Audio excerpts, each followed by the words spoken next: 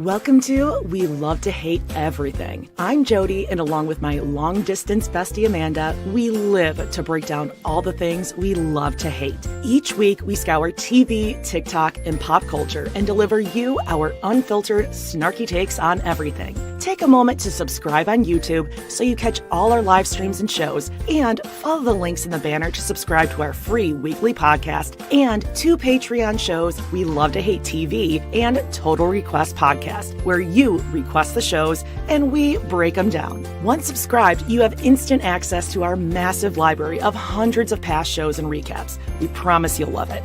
And listen, we're all friends here, so let us hear from you in the comments. We love getting to know you, and we hope you enjoy the show. All right, let's go.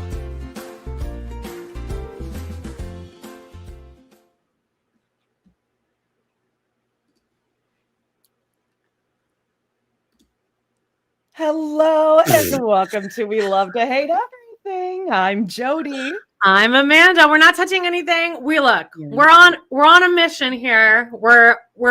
I fixed the audio time. We have enough. We don't have any other tabs open. We might be shopping for a new streaming situation here. So if anyone has any ideas other than Doughboys use StreamYard. Doughboys use StreamYard. Yeah. So well, hey guys, check into it. If there's sound issues, trust us, Amanda and I, we are on top of it. We are all over it. Things are being a help ticket has been submitted in a strongly worded Kaczynski way. So Karen Kaczynski over here. She's I Karen out. Thank you for your patience in that. We promise we are not complete morons when it comes to this. We joke about it, but like for real, it's getting out of hand. So yeah, we're shopping around for some better places. Anyhow, we got a show for you today. Episode 6, Watchalong. So much to love and hate and snark on. So I'm excited about it. But first, shall we blast through some housekeeping and get to it? Yeah, let's go. Housekeeping. Okay, well, let me just jump right in here. What we were saying earlier there, the video of Hot Topics is kind of fucked after about an hour, 16 minutes. We paused for 10 seconds because Jody got an Amazon package and then I peed. Because I don't want the sound to go crazy. No, so I was like, you know what? I got it. I'm going to pause it. Don't worry about it. Then it starts a new track, apparently, every time we do that, because there's like 4 different tracks that I got to marry together. Anyway, audio is fixed. And from now on, we will record local of audio and video, and I will marry everything together every single time we post an episode. I won't even wait for anyone to complain about it. I'll just do it. And then we're going to figure it out from there. Another thing, happy birthday, Danielle. It is Danielle's birthday today. Thank you for spending it with us. Happy birthday to you. And I think that's it for like that kind of like that housekeeping. But Jody, why don't you tell it what's going on Patreon this week? Yeah, you got it. I mean, listen, I'm afraid to press anything right now with all these delays, but I'm going to do it. So first of all, head on over to Patreon. Girl dinner this week. Scary, spooky Reddit post. Oh my gosh. Corey and Carly are here. Corey and Carly, an example of a podcast that does edit. I actually think that the very first time we guested with them, we're like, how are you never interrupting each other? And they're like, oh, we edit. And we were like, we should maybe check into that too. That was 2 years ago. Yep. Yes. Speaking of people who need to edit their homes full of hoarded junk, over on Patreon, season 14, episode 12, Robyn versus Kody. And I always like to point out, here's Aurora. Pre-panic attack? She looks really panicked about maybe buying this huge home where she won't have to go to another school. Too bad. I feel bad for her. Poor baby. And, okay. I mean, there's no way to transition to this. On a very special episode of Different Strokes on Total Request Podcast, Arnold and his friend meet Bicycle Man. It's about child molestation. Yeah, we have like a little bit of Jesus juice that was integrated into the episode, but it's okay, you guys. The episode ended. Everyone's hugging. Everyone's fine. It's totally fine. Kids aren't traumatized for life. Yeah. Okay. No, we'll get over it. Oh, by the way, that scary Reddit stories, gotta say, we got some feedback. Everyone's on my side on that one thing. No way. There is nobody that thinks that the kid is the asshole, Jody, except for Jody. Okay, well, I do. Sorry, it's a Reddit, and it's like this kid's like, I didn't like my stepmom, and now that I'm 17, it's been like 8 years, and I wish my dad would have waited 8 or 9 years to like date again because I didn't like it. Okay, you're leaving out a major part of that, but we won't get. You guys can all go and listen to the Patreon, and you'll all agree with me. I'm just saying, maybe kids these days need to have a little grit, like I agree with that too. Trust me, I bet his dad is a much happier person when he has a new wife to take care of the family for him. I don't know, but I think you're interpreting that story a little differently than the rest of us. But anyway, well, hey, go and check it out. Yeah, and make sure you're checking out Hot Topics. Maybe not this week because it's a little jumpy, but in the future, we promise it's going to be smooth. It's really smooth. The audio, you can listen to the audio of that. Also, I do have glasses now. Everyone's talking about it in the comment. I do have glasses. I didn't think I'd have to wear them all the time, but now that I put them on, the whole world is like in HD. And I'm like, I feel like one of those videos of those little babies getting glasses for the first time. And I'm like, holy shit, I can see everything. No, the cochlear implant babies, or like anyone a cochlear implant and they turn, it's my favorite. It's my favorite. It's just like when military moms and dads come home and like surprise their kid at a school assembly. Or when they come home and their dogs greet them. The dogs, they peel over the floor. It's very cute. Oh, God. Yeah. But anyway, I'm going to just the only cat I've ever loved was that lion running to beat its old trainer. Christian the lion. But I just bought these on clearly.com because I just thought I'd need them randomly, and these were like $6. So I just like picked them, and luckily they do actually like fit my face pretty well. I was worried I'd look like an Amber, but also my mom gave me a bunch of hers, and my head is so round, not as round as hers, so I look crazy in those too. But these are good. They look great, and you do.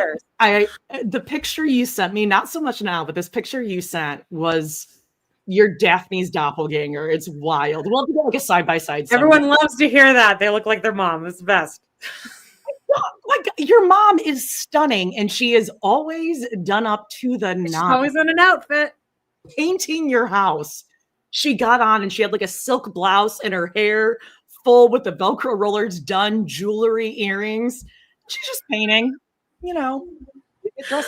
Yeah, I'm not, anyway. I don't so much take after her on that. I more walk around looking like an unhoused individual like my dad. But actually, I hate to say this, but Daphne might approve of Robyn's housewear. Yeah, she kind of, her and Robyn are at the same level of dressed up indoors. All right, what are we talking about here? Let's get into the episode. But anything happen in Sister Wives? I know that Tony and McKelty, the Padrones, guested on Pop Psych. Really? Not Pop Legal Psych, but like that husband and wife. So I need to watch that. Everyone's telling us we need to watch that. Did anyone watch that? Is it good? Should we watch it? Is it worth it? Did they spill any tea? Yeah, I was just gonna say that's the thing. Actually, my kids will ask me like, "Oh, would you ever have like any of the Sister Wives on?" I'm like, first of all, they would probably never come on ours. Second of all, no. I think Corey and Carly can attest. Corey and Carly can attest for when they interviewed Peyton. Oh, do you want me to go get my bowl of cereal? That was that Yates interview. John Yates. Is that his name? Oh, yeah.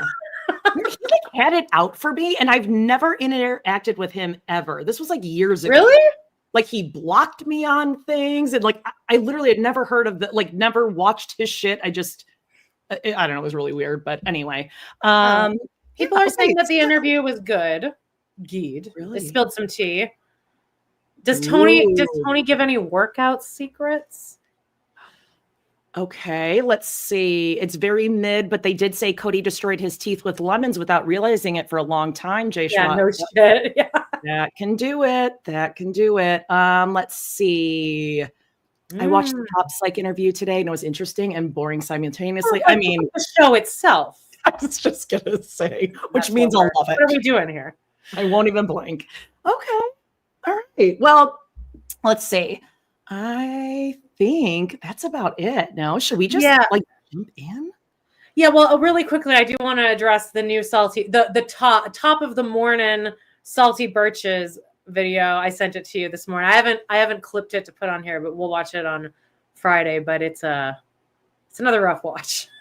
They've had quite a few. They also had a really fun slumber party. If you guys want to go check that out, it was so. When people ask what is Salty Birches, they say it's this. It's better we show you. Look at how much fun. You guys get it now? That's what Salty Birches is, you guys. You see? Salty Birches should be used as a tactic to get young girls to want to get married. Because otherwise it's like, this is what your life could be like if you don't end up married. If you stay single, you're going to be a salty birch. Yeah, well, go check out that. I think that was on Instagram, TikTok. Oh, it's everywhere. And I did reply as my actual truth, I believe, is my, I don't know, whatever name on Instagram or TikTok, whatever the fuck it is. And what my reply was, I was like, oh, so you guys host like girlfriend sleepovers at Liz's? Instead of Lizzie's, I put Liz. They didn't respond. No one's responding to any of these comments. There's no social media manager over there. Well, no, but I think like 3 other people had questions like mine in the comments. So probably a lot of our listeners that were trolling just like you are. All right. Are we ready here? We're at 48 left, right? Yes. So if you are listening along, you will hear the episode. We can't play it, obviously. So listen along. We'll stop. Keep the chat going. You guys are hilarious. Best part of doing these lives. If you're listening to this on like your podcast app, just go to YouTube and scroll through the comments. You are all absolutely hysterical. So and then hype. Make sure you're hyping. Did anyone figure out how to hype? Oh, some people were saying that they still don't have access, and some people are like, "Oh, my hype got added back this week." So I don't know. Oh no. Oh, sounds like a whole thing that is like above my pay grade. But if you can hype, please give us one of your hypes. We would love that. Okay, so we're at 48. Did you read the episode description? I did not. So let's get to it. We are on season 20, episode 6. We're not brother husbands. Janelle and Meri awkwardly meet with Kody to discuss an offer they received on Coyote Pass. Kody tells Robyn about the love letters he receives from women, a woman, who have crushes on him, and they discuss if polygamy is still on the table. This whole brother husband thing, Kody. Are they under the impression that there's any person who exists that's watching this that is wondering, is Kody going to be a brother? Does Christine want David and Kody to be brother husband? You don't need to have anyone address it because no one's thinking it. No one thought it, not now, not then, not ever. Yeah. But alas, here we go. This is a good episode, though, I do think. I think there's a lot we can break down in that conversation between Kody and Robyn. I said it yesterday, too, in our amazing Hot Topics episode. But I think Cody's going off script as he wanted to do. Absolutely. And, this is not what they agreed on. Robyn goes into some full beaker, her real first-class beakering in this episode. Yeah, Robyn should take some improv classes. Oh, God, can you imagine? Can you imagine if Robyn found her way into an improv class? No, she would then turn into an Angela from The Office, just on stage, be like, no. Yeah, she would know, but. No, unless. Okay. Okay, 48. Let's see what happens here. I already have a headache.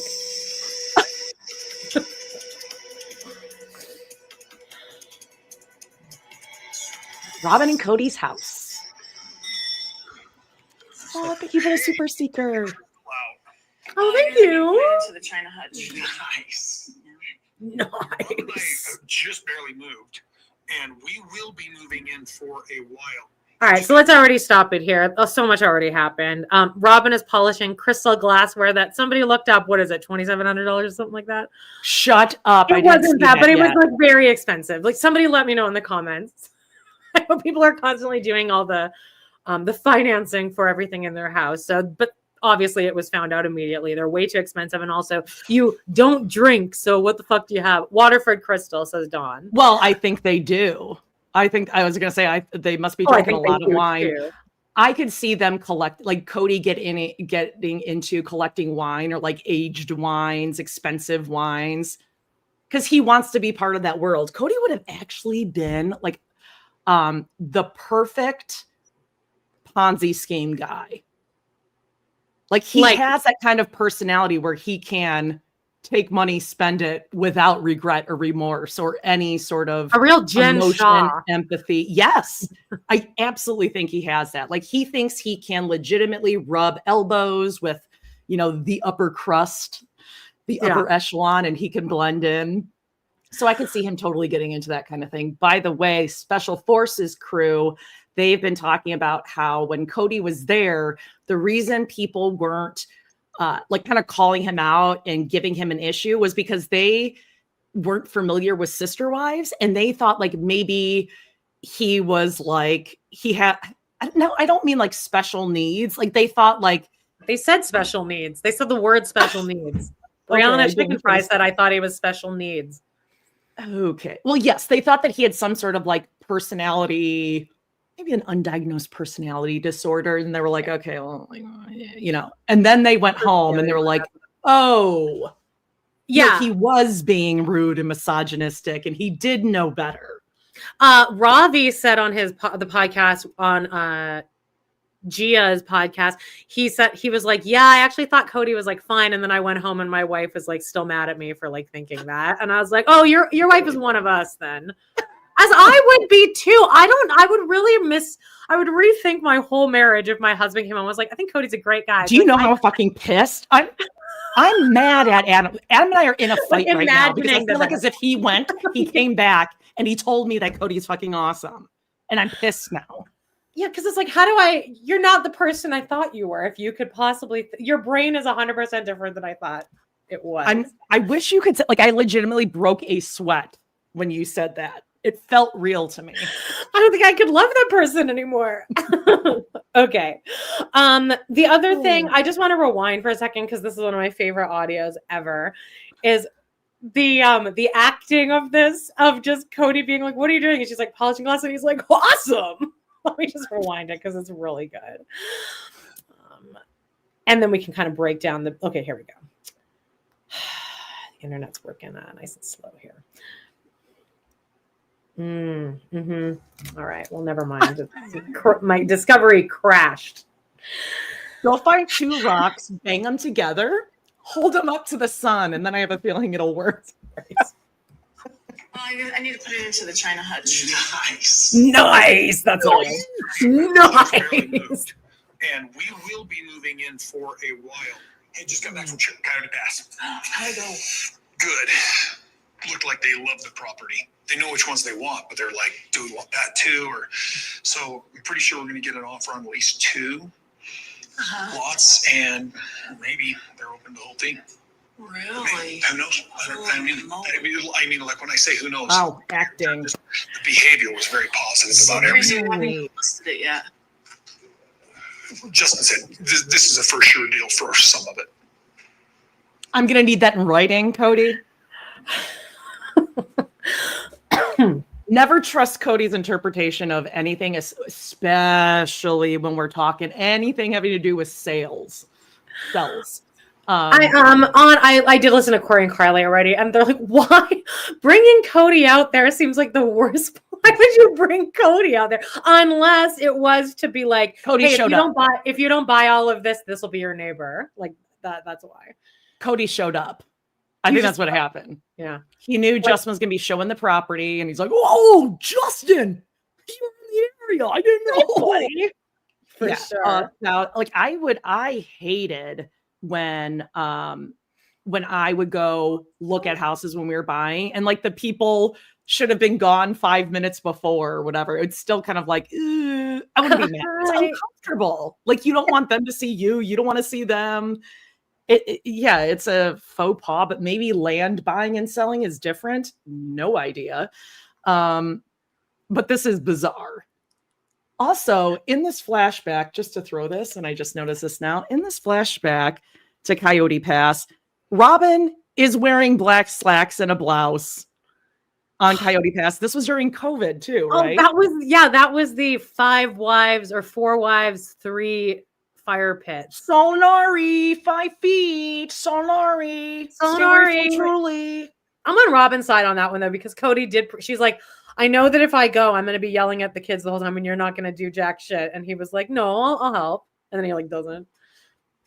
Well, good. Then she should be doing that. If she's insisting on Solinari 5 feet, then you be the bitch to be doing it. Don't put it on Kody to do it, because he didn't give a shit. Yeah. All right, we're at 39:48. It's really hard for me to let go.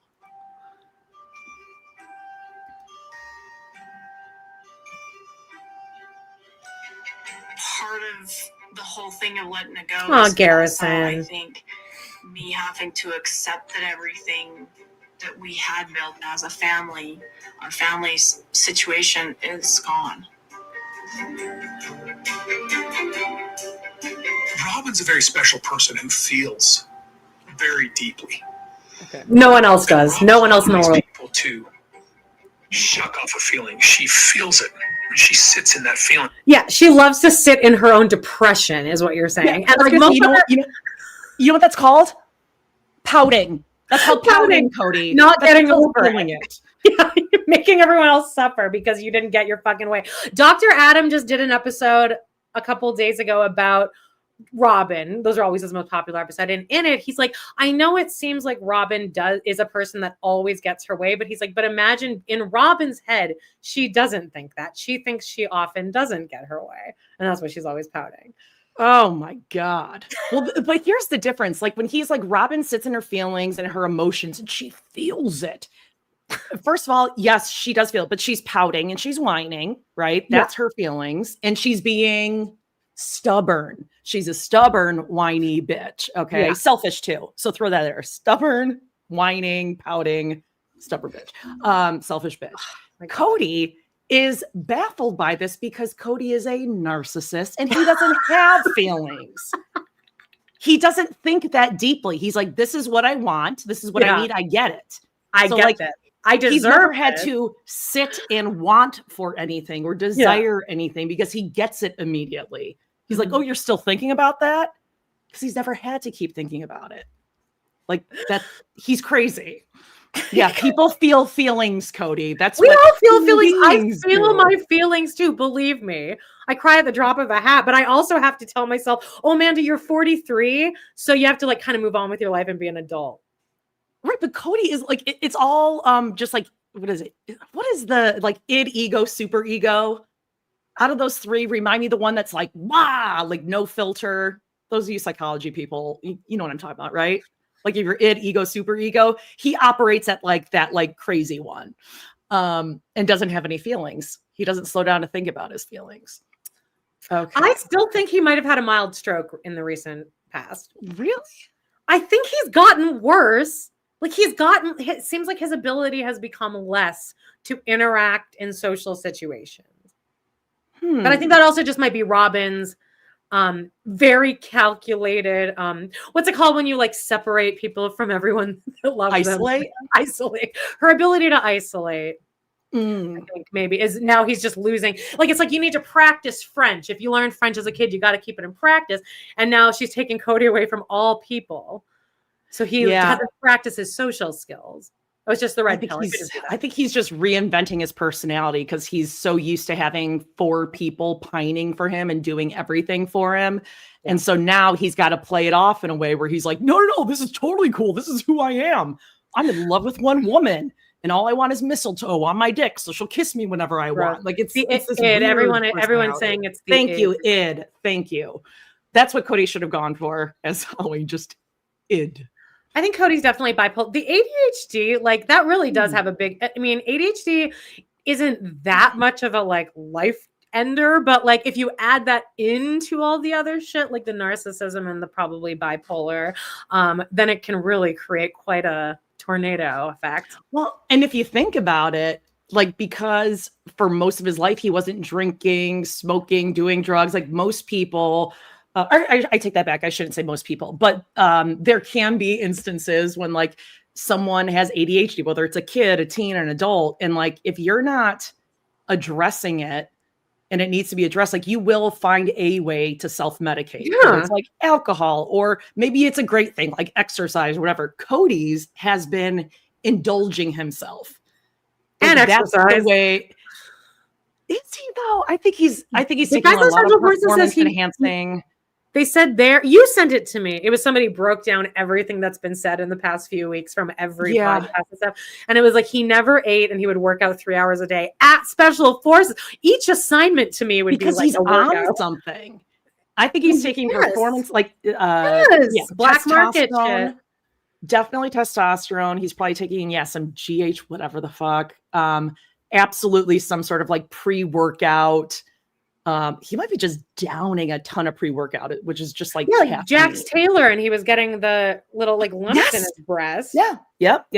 That's from injectables. Yep. Okay. All right. Caffeine packets. Yep. I'm so excited. All right. That 3910. It's in that feeling. So they didn't really give you an offer exactly. No, they told us what they wanted.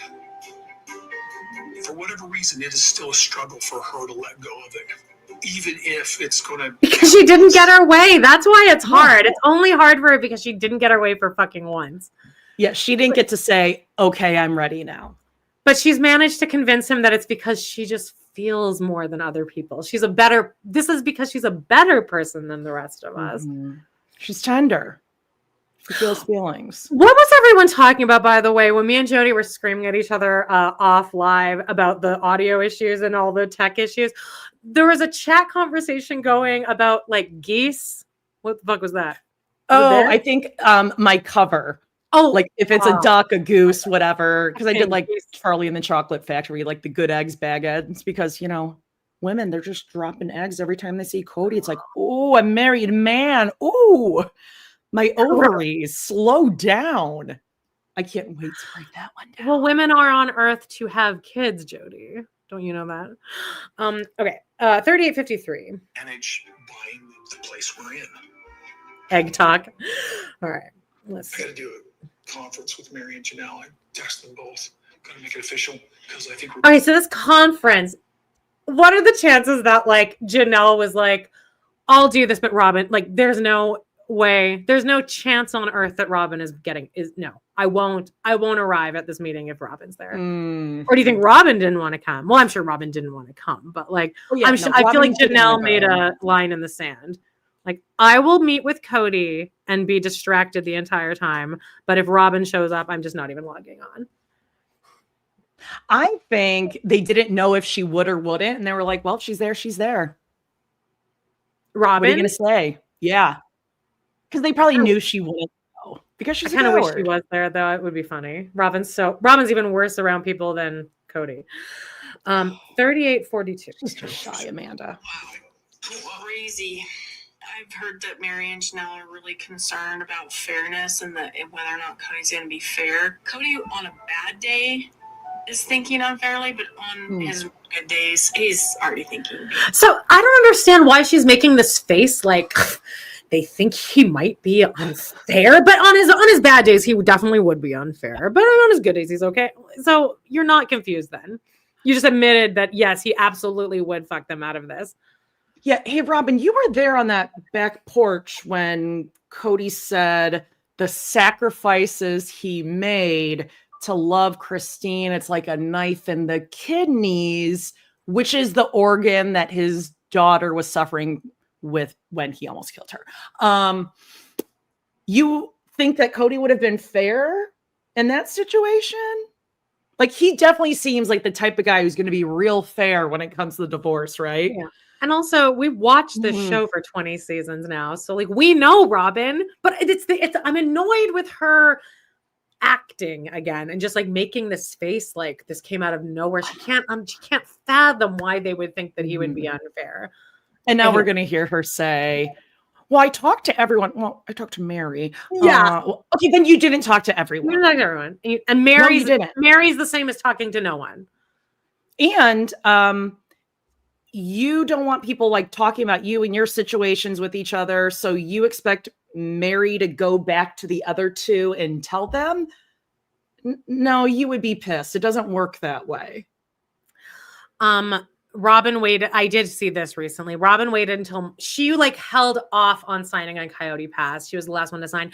And I know that that wasn't for any other reason than just to have that power. Everyone has to wait for that fell in line with like the child support hearings and stuff. I wonder. And I was just going to ask, does anybody know? It does get tit for tat like that. Like there's little things where you're like, well, I'm not going to do this until they do that. And like, blah, blah, blah, you know, it. But has that been settled? Do we know? And isn't this happening during that? Because they moved into she filed for divorce or not divorce. She filed for child custody immediately after that Zillow listing came out. So this is happening in the timeline of this episode, but maybe they're not allowed to address it on camera. Okay, so interesting. Child support was May 2025. Okay. I mean, here's my thing with the child support. It's a calculation. Like, I'm going to assume that Arizona is similar to other states in that, like, it's a whatever, like it's a statute, it's whatever, like it is a combination. What does mom take? What does mom make? What does dad make? And then time spent, like how many, or at least Illinois, I know how many overnights, and then it's a calculation. That's it. And then it's a judge will determine, it probably came to the judge point, or because it sounds like they couldn't decide how far back that child support goes. Okay, Christine filed in Utah.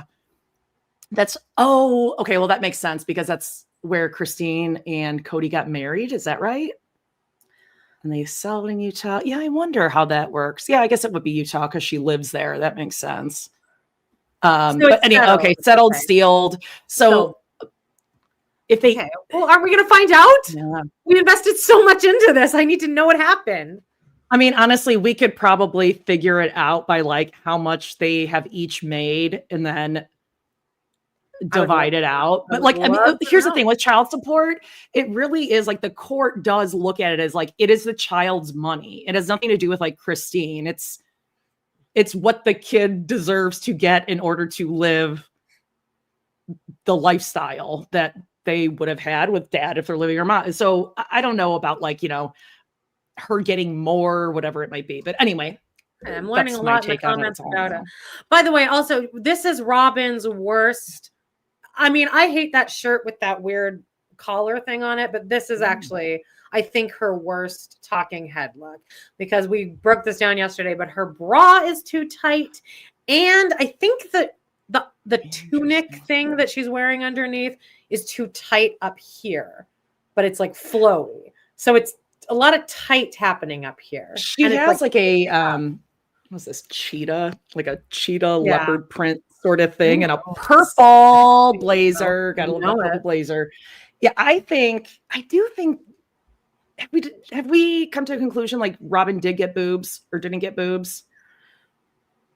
I think she might have, because she always complained about having smaller boobs, and her boobs are bigger. It could just be from age and weight gain. Yeah. But in this episode, I think she's got she ordered too small around.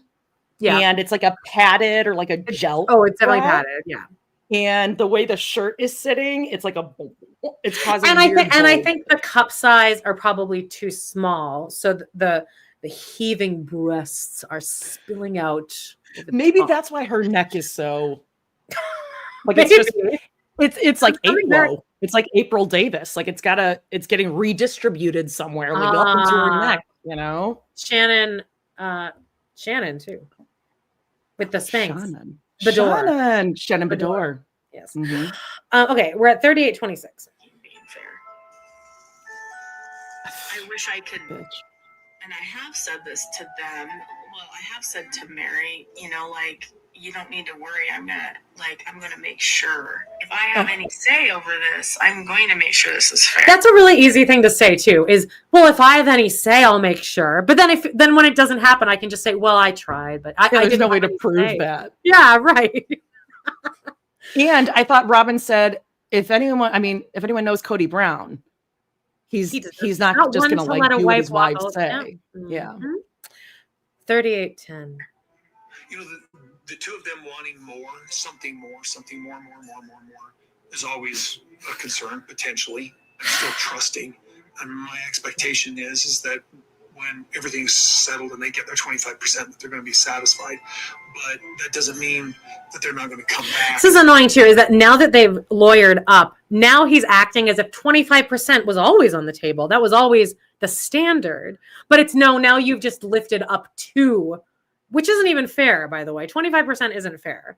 It should be 30. No, it should be 33. Yeah, 33.3. And they both paid for your mansion. Oh, that's what the Salty Birches was about, is the question from the audience, blue shirt still on Meri, was if a man asks you to split on the first date the bill, what do you do? And Meri's like, no, tacky. And I'm like, says the woman who bought their past 2 mansions for them.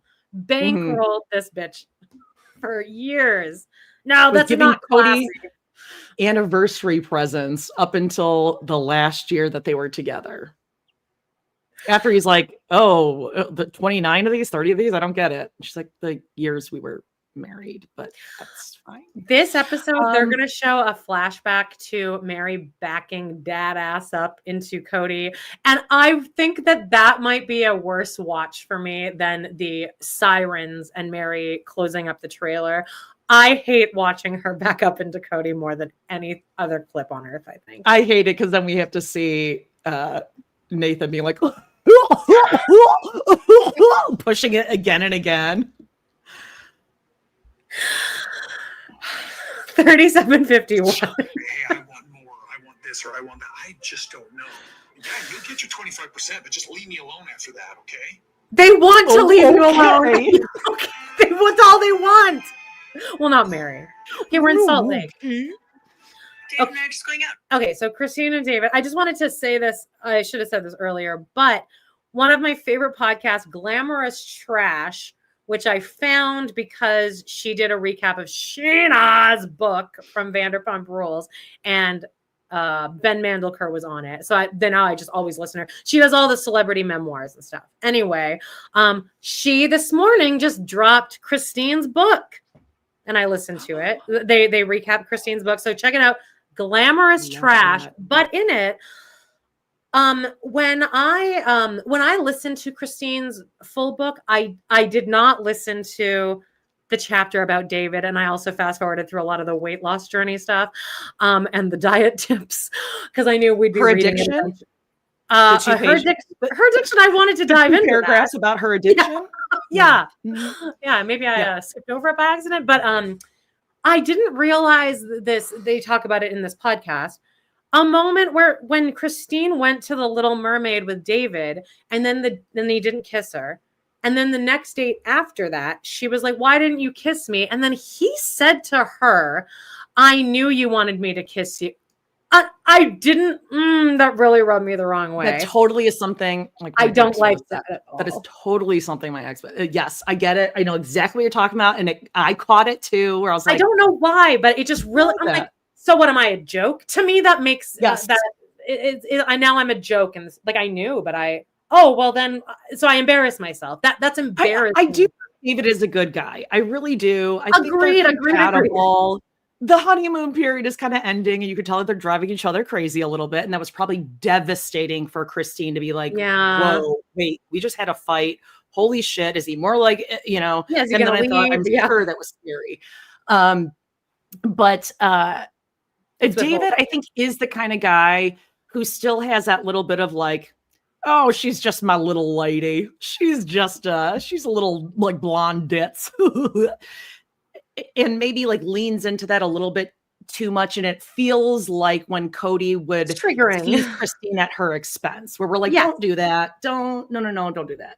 Because I don't like being the butt of a joke. And to me, that seems like you are having a little joke about me in your own head. And I don't like it. Again, I do like David. The last time I said something bad about David, that I was like annoyed with him, somebody told me that I need to check my man hating and get therapy immediately. Oh, yep.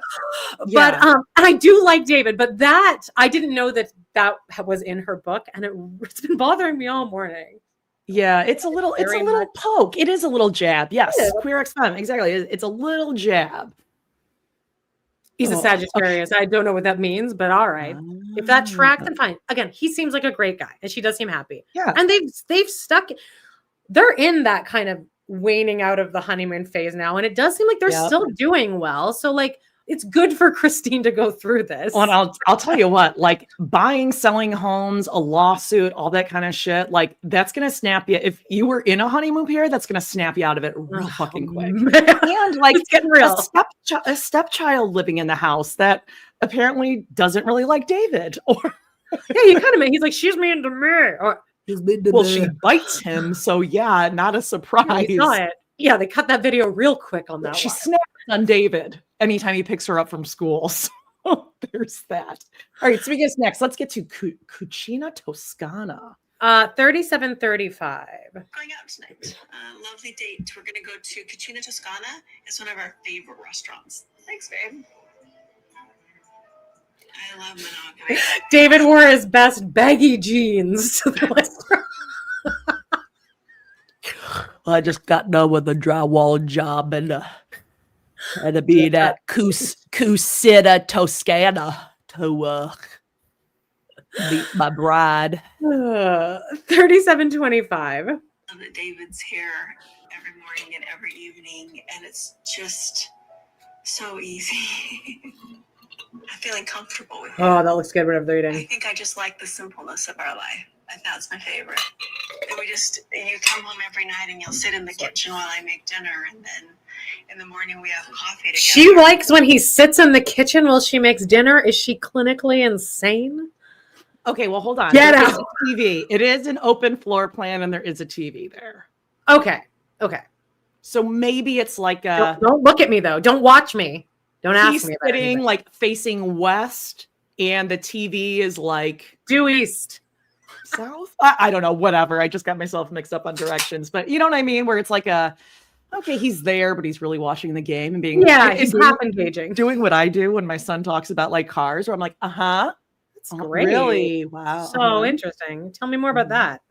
Yeah, I like that one too. That's cool. Just me? Are you guys like anyone else have teenagers who talk about like little kids? I know do this, but the boy teenager talk on some of this nerdy shit I can't do. I don't think I'm like a great teen boy mom. It's just like at least you're I have talking. no interest in anything that these boys are interested in. Okay. All right. 3705. That's my favorite. Yeah, that's what I was looking at too. Yeah. Just the normalcy of having a partner to interact, do things. How does that compare to being in a polygamous lifestyle versus me? I realized that I was a keeping score kind of a person. It's embarrassing when I realized how focused I was on Kody. I don't like that I was even doing that and bothered. So that was frustrating for me. I think any human being is going to keep score at Agreed. And I've definitely been there. I definitely have been there. Meri more so than others, though. Yeah. My life was so busy. It was too exhausting to be worried about where Kody was and what everybody else was doing. And I just, was it perfect? Like that sometimes I would get frustrated sometimes when I felt like the time had been uneven. So now there's no jealousy. No, there's no jealousy. No competition keeping score. Even when you talk about Margaret, it's great. Yeah. I want you to have love before me. I want you to feel we did have, both of us had a relationship before. Yeah. I'm not jealous one bit of Kody. No. I hope everyone can I'm not even being funny. I hope everyone can understand the dialogue here. Because I was just looking around and I wasn't reading the clip. Kody to Margaret. Kody. Oh yeah, they're gonna get into this whole thing. I just want to say for the record, I think this is very different. A spouse who's passed and a spouse who is divorced in that relationship. Of course I can only imagine. I don't know. I've only been in one of the situations, but I feel like it's very different talking about that other spouse because it can be extremely stressful talking about exes and all that kind of shit that goes along. They're still there. They're still here. Yeah, like one, I feel like you kind of hold in sort of an esteem, a regard with like, loving memories and all that. And the other is a piece of shit, Not- Cat D Mom says, wow, Christine is not jealous of David's wife who died 14 years ago. Yeah. So big of her. Yeah. But again, they don't really have a storyline right now. I think they're testing out storylines with Christine and David. And I wonder if TLC was like, all right, we need to cut it out on all the making out on camera and stuff. Like everyone's done. So like, you got anything? It's like, well, I could take Kody out for some race car driving to the track. Mm-hmm. That, or Christine is jealous of Janelle because all the kids are moving there is another storyline. And then I guess today's storyline is, do we all accidentally say each other's names by accident? Never happened. Literal shared human experience with every person alive. And it's going to happen at some point, I'm sure. But like, yeah, this is now the dinner conversation. 3550. Whoops. About Margaret, it doesn't matter. There's no jealousy Even there. though you have said, Kody, you made me mad. What was that? You did something. I remember was it Peyton that was right there? Yeah, so people are talking about it in the chat now. Does she? It sounds like she says Peyton. It sounds like she has it's a hard T, but I think that's David's daughter's name, right? Yeah, there's a Peyton.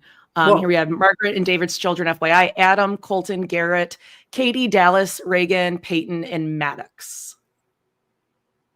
They start having fun at the end there. They're like, let's mix it up a little. Reagan, Peyton, Maddox. Dallas, Katie. Yeah, a lot of weird names, a lot of weird spellings of names. Okay. Kind of cowboyish. Okay, 35. Cody's just a mess up. But David's like, oh crap, I'm in trouble. And then it's like Christine, and you're like, oh crap. You know, same. When you call me Christine, I'm like, God, what? What? You call me Margaret before, too. In a loving way. Just once or twice. He wanted to like snap, like, oh really? That's the equivalent? It's weird because she's been gone for almost 14 years. Yeah. And it's weird because it's not on my brain constantly, but it's a marital situation. Yeah. I go through all my kids' names. Yeah, that's what it is. I mean, I don't even have brothers or sisters, and my mom goes, Kim, Twyla, Nolan, Amanda. Okay, we'll get this one. Julie, Jill, Jody. Oh. No, my brother's Chris. Chris. Want to guess how many times his name? Yeah. For a while, I was called Judy. We don't have any Judys in the family, but okay. It's easier to say. 3451. Why do you go through all of his wives' names? No, not really. He didn't. He rarely say Janelle. No. Robyn, Meri. Christine. Very rarely did he call me the wrong name. Cody would rarely slip up and call us the wrong name. There's certain moments where you don't want to hear another woman's name. You know those moments that I'm talking about? Yes, we got it. It happening. Also, like, I feel like I don't really say people's names. They're indicating in the bedroom. I don't say people's names in the bedroom. Oh, are you saying the person's name out loud? That's like weird. I would feel weird if the person I was having sex with said Amanda out loud. Yeah, that is true. Like you're saying anything else you're saying. Like baby would be like something. But like to hear my own name would be very jarring. I would be like present. Like yeah, what? But this is where I first got my revelation. Like, what am I hurting you? What? Like an alarm, Oh my God, my eyes. This is where I got the revelation that I think Kody had a stroke is in his telling of this joke because it's like he's 14 years old or younger when he tells this thing, right? Yeah, he starts giggling and yeah, it's too. Don't need to go into it that much. And that would be terrible. I would catch myself a lot, and I've certainly done it. I had a way of starting it sometimes and then pivoting. Well, and I'd be sitting down with Robyn and I'd, well, shit.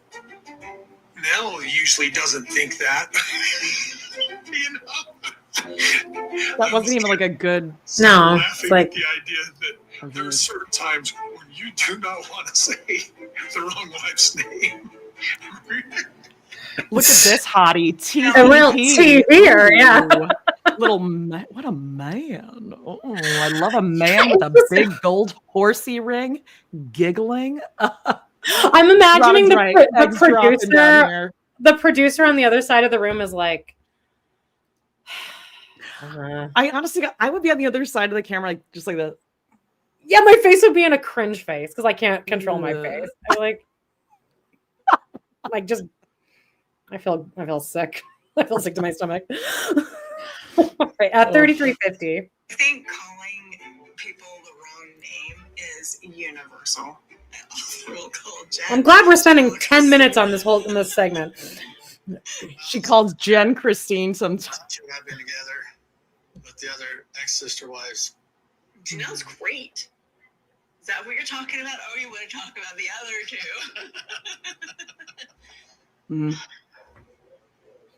I feel betrayed by Robyn. Just betrayed. I felt like I could never really trust her, ever. Well, there's things I confided in her, and then she would tell Kody, and I'd get in trouble. I couldn't trust her.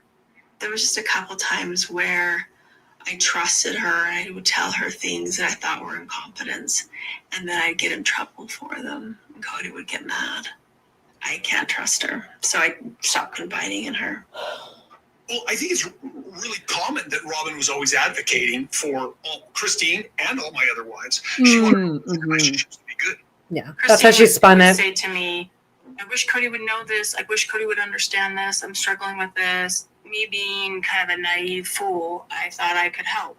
But I should have just... No, you're doing what all of us girls like to do, is like being being the gossip. But like, you're also like in your 30s and 40s. This is the shit I did in high school. I wasn't even doing the shit in college. I was minding my own goddamn business in college.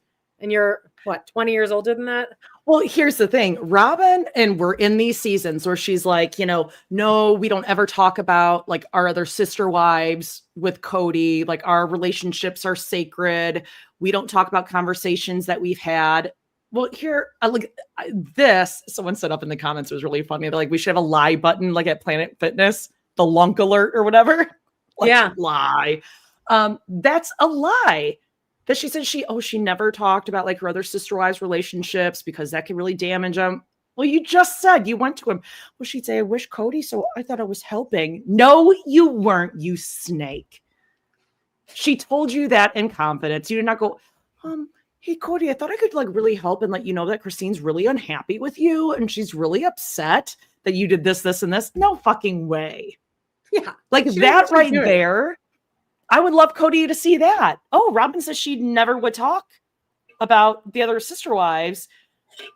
And Christine was actually having a relationship with her, confiding with her. Like a friend confides and she stabbed her in the back. That's why they're not friends. So many. But Kody will never see that. Christine's about to explain like how she cut Robyn and Meri out for the same reason. I love it. And then Mary's going to be like, well, we all say stuff. Okay, but that's not taking accountability at all. Stayed out of it completely. Robyn messed with my head, I cut it off. When Meri messed with me, I cut it off. Yeah. I remember she called me one time and she's like, are we gonna have a friendship? I want to be friends. And I said, girl, you were mean to me 2 months ago. You were mean. No. I'm like, I'm not gonna be friends with you. Here's the thing. Through the years, we have all been involved in hurts and disappointments. She knows. Yeah, this Meri, you can't even say but it happened so recently. I think that like what's Meri? Worthy up, Meri. Look, we all do that. You can admit when you're wrong and like you would think you were being bitchy or you were in a bad mood or you're dealing with whatever. She could say I was feeling salty that day.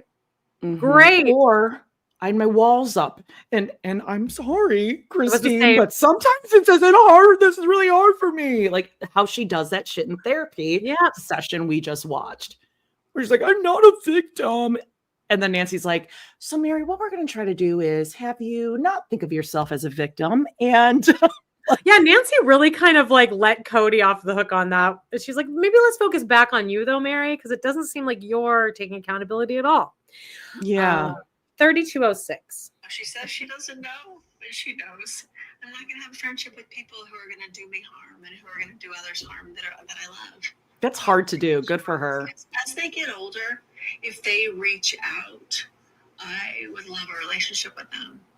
Yeah. Because I never intended to end it with Robyn's kids. Well, and here, I know Christine is like kind of doing this as a olive branch to the kids in case they ever see this, but all the kids need to do is watch 3 seasons ago when the actual conversation takes place on camera where Christine does not say, I don't want to fuck with your kids. And then Robyn said, well, you don't want to. And Christine goes, no, I didn't. It's on camera. Yeah. That's all they need to see. It's there. And Robyn will still look at that and be like, that's not how it happened. She said it. She did. Or watch all of the children and Janelle and Christine talk about, yes, we would love to hear from the kids. Yeah. They have Leon, Maddie. Yes. Garrison. That was one of the last times Garrison was on camera. He was like, I miss Dayton, your favorite, so much. Jody's favorite. Well, Garrison was a much better person than I am. So yeah. 3146. With her, yes. It was done. But not with their kids. I don't know. I'm a person that I like to be able to think that we can all get along in this world. We talked about just doing a trip and seeing who wanted to come, leaving it open. Whoever wants to come, you can come, but having it be a reunion. I think we need to have a reunion every year. But you just had not a reunion, but you had a funeral where they could have maybe come and made some kind of amends. And Kody came and acted horribly. They all acted terribly. They went to Wild Bill Hickok's rodeo extravaganza or whatever the hell it was. And that was the highlight. In the car. Well, Garrett in the car. Yes. Yeah. 3122. This is infuriating. God. Eventually, maybe everybody together at a reunion. Once a year is way too much, babe. And I don't know what that looks like. It is. It's more than I see a lot of my family.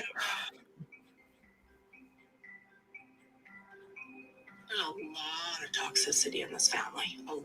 Wow. There's a lot of crap talk. There's a lot of nasty behavior back and forth. By who? But you can tell that she's indicating not me, but everyone else. Not crap. Me is indicated in this. What crap talk? Bull crap. Crap talk and toxicity. Yeah, in your family. In your family. Toxic. The Sullivan, whatever the hell her last name. What, Sullivan, Jessup Smith, Brown, whatever family they are. That's fucked up. Like this cowboy kid that's in Aurora's life. Brody. My God, he has no idea what he is in for. I can't wait to watch it. But watch the show. If Robyn's talking about what they've seen on the show, because she hasn't talked to any of the other kids, it has not been toxic at all. Like you were saying, they're all we miss them. Relationship. Yes. We wish we could contact them. And they all want to live together because they're such a close family. And by the way, Robyn, talking about facts that actually happened is not crap talking. It's just saying things that happened in real life. They are filling their feelings and emotions like you do, Robyn. Just like you. Yeah. Other people can have them too. And they're real. Just like yours feel real. Not as deep as Robyn, though. 3056. That throwing us together in a room and seeing what happens, I mean, that's just like, it's a bad idea. Isolating, yeah. You're just like, okay, here we go. Oh, this Zoom call. Okay. We're at 3023. Oh, God, I love this so much. Right now, I'm going to go sit down and video chat with Meri and Janelle and basically give them the good news and essentially ask permission. Are we good to go? You guys want to sell? I've had mutual friends with Janelle and Meri. That was a really good comment that you just had up. What was that? About Meri? Like Meri was duped into... Meri was duped into thinking she was bringing Robyn into the family. I think she enjoyed watching Janelle and Christine squirm. I 100% agree with that. The joke is on Meri, and she still won't admit it. That is what it was. She thought she was in on the deviousness, but they were also playing her. Yeah. She thought she was like part of it. She won't ever admit that part of it, though. She'll just be like, I thought Robyn was my friend, but she won't say that. She's so innocent. Mm-hmm. Okay, let's see. Yeah, because if Meri admits that like they were doing something devious, then she thinks it makes her look stupid. Well, that's why she still won't admit that. She still is going to cling on until her dying day that I wanted those kids in the family. I looked into it. That was like, I had to divorce Kody, which everyone looked into it for you, Meri. Easy Google search, by the way. And no, you didn't. And that was the stupidest thing you ever did. But what else was going on at the time? It wasn't a totally selfless decision. She was also being catfished on the keyboard. Yeah. With her Hobby Lobby apothecary cabinet. Buying bunch of bananas by the bushel. Oh my God. I mean, bananas. Dat embouchure akimbo. Yes. 3003. Lawyers and anybody giving advice saying when you finish this property, all of you need to just say, we're done. Thank you. Goodbye. Yeah, that's what happens in a divorce, guys. I'm like, do I need to be there? He's like, probably not. Okay, great. I don't. Yeah, you're busy doing other things, right? It's too heartbreaking. It puts me in a bad place. She's so scared of Janelle. She doesn't want to see Janelle. Yep. Good. See, now in this, I mean, Meri is successfully making Kody uncomfortable, which I love. But there is such a huge difference if you watch Meri and Janelle, because Janelle genuinely does not want to be there, could give zero fucks. Meri is actively trying to act disinterested, but she is so interested. She wants to keep talking. Yeah. She just got off the phone with Jen. She's going to call her and be like, oh, Jen, I really should. 100%. That's what happened. And Meri you can tell she's on. Oh, yeah. And she's trying to like hold back a smile. And you know, she's like, she totally, nope, I'm good. It's like she's speed dating, except she was meaner to the men at speed dating than she is being right now to Kody, the man who has done nothing but abuse her for her entire life. $10 says she told Jen, like, I mean, the way he was looking at me, seems like he wants to be my friend again. And, you know, I mean, he can't get it off of me. He asked about the B&B. He asked about it. He talked to the dog a little bit. 2929. Oops. So we've got, what's going on? Anything exciting? She is smiling. It's very annoying. Hey, how's the B&B doing? It looks different. Really? Hey, look, it's your dog, Meri. But okay, here's my question. What are they waiting for here? Because it seems like they're all waiting for someone else to enter the conversation. Like, why are they even making small talk? Well, because Kody is supposed to be giving them an update on the land, right? So they're like, okay, we're what here. What is he waiting for? Because he's a narcissist and he's an idiot. Yeah. So he thinks like, hey, we're all good, right? Yeah. We're good. I'm Kody. I'm best friends with my realtor and we sold it. Yeah. Aren't you happy? And they're like, yeah. No, we're like, this is just like a work, you know, Zoom. No one's excited to be here. Let's go. I love they're giving him nothing. He asked if anyone knows a good joke, and Janelle's like, no, my son just died and I'm mourning my son currently. But so no. Not in the mood to laugh. Really. Yeah, no. 2908. It's my dog. Zona. Oh my God. So embarrassing. Yeah, Zona. No, banana, Zona. Moved to her place in Parowan, Utah. Here, cue the clip. Clip. Someone said earlier. Yep. I hate this. Is this awkward? I'm so sorry. I punch you in the mouth. Meri, it's so embarrassing for you. That clip is that's more embarrassing than the banana, I think. I think Meri probably like tore her hammies doing that because she was like, she kept bending over afterwards. She's like, what? You still doing it? Like, I can't believe it. I think she had to like manually breathe. It's like, when babies forget to breathe, that's how hard Meri was laughing, that like the wheeze went so long her body like didn't naturally breathe after that. Do you think it took her a second to like actually feel the contact because her jeans are so tight? Like at first she was like, am I Oh no, that's a body. Like she's so used to having like resistance because they're so yeah, tight. that is true. She's also wearing that shirt that says, I saw that. Karma. Oh, get it? You're It's so for Kody. They're all so Subtle. embarrassing. Subtle. 2833. Now, it's got weird as I can't even say words about how weird You it's can got. fuck or hell. Heck. I just had to draw some really hard boundaries. And when we get Meri, video, he kicked you out of the family. He packed you up and sent you off to Parowan. We watched it on camera. He was waiting for. He's been waiting ever since Janelle was taking down that butternut squash at that dinner, where she said, "I mean, just don't be surprised if one day you just we wake almost up had her and out. I'm gone. Don't worry about me. I'll be okay." But just it was like when I would write, runaway notes when I was little, where I'm like, I'm not far. Yeah, because I'm like at the park. No one came looking for me, and 25 minutes later, when I got a little hungry, I came home. Yeah. No, they've been waiting for you to leave, Meri. Okay. Ooh, sorry. I just okay, we're good here. We're at 2819. and he's being all friendly and trying to act like things are normal after some of the things that he has said to and about me and my friends. That's not gonna fly. He didn't say anything about your damn friends. He said you need to ditch the bitches if you want to find a man, and he's right. Your friends And are the he wasn't worst. even thinking that hard about it. Like he completely forgot about that comment. Everyone forgot about the comment. Yes, like most things that you won't drop. He forgot about the comment, just like you forgot to get a cord to plug into your microphones that you pretend to use. Oh my God. 2807. You know what? Oh wait, Amanda. You know what I'm going to do? You know what we should do after we get new microphones? Okay, because we're guys, we are working. We're trying.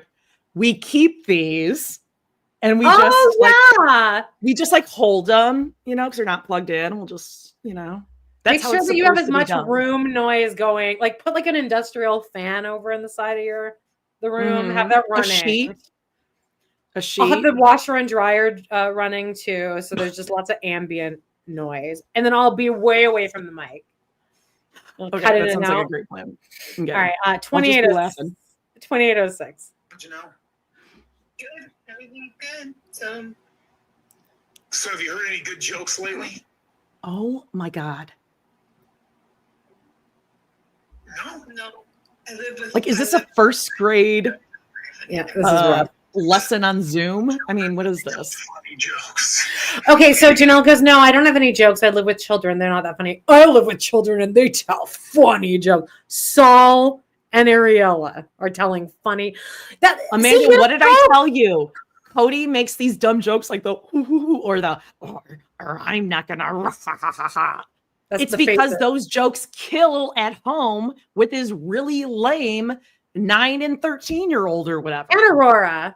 That kills with them. So he thinks he's funny. And he thinks they're funny and they're not. They're annoying. And they're named after a nipple. And Janelle's about to say mine are younger. They're younger here, I think. Indicating also, you don't even live with kids, Kody. You live with like almost all teenagers and adults. Yeah, you live with tweens and actual full-grown adults. Yes. Tax paying, voting adults. I don't know about either of those actually. 27. Let's cross our fingers and hope they don't. Okay. Yeah, right. 2745.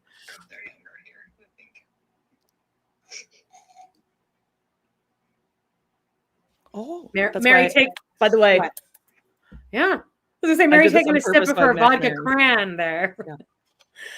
2736. Her Kahlua and Orange Crush. Mm-hmm. Come on, you fucking phone. Kody gets on and he's all friendly, like we're just picking up where we left off. And I'm like, okay. I think it could have been him just trying to like break the ice. I don't know. All right, well, you guys will like this. I've got some good news. So Justin had a customer that came looking for property. He kind of made a subtle verbal offer on all 4 lots. And I just told Justin that wasn't going to work. It was too low. And so they offered full asking price on basically what we thought was the market value of 2 lots, which Robyn and I own one of them, and you 2 own the other.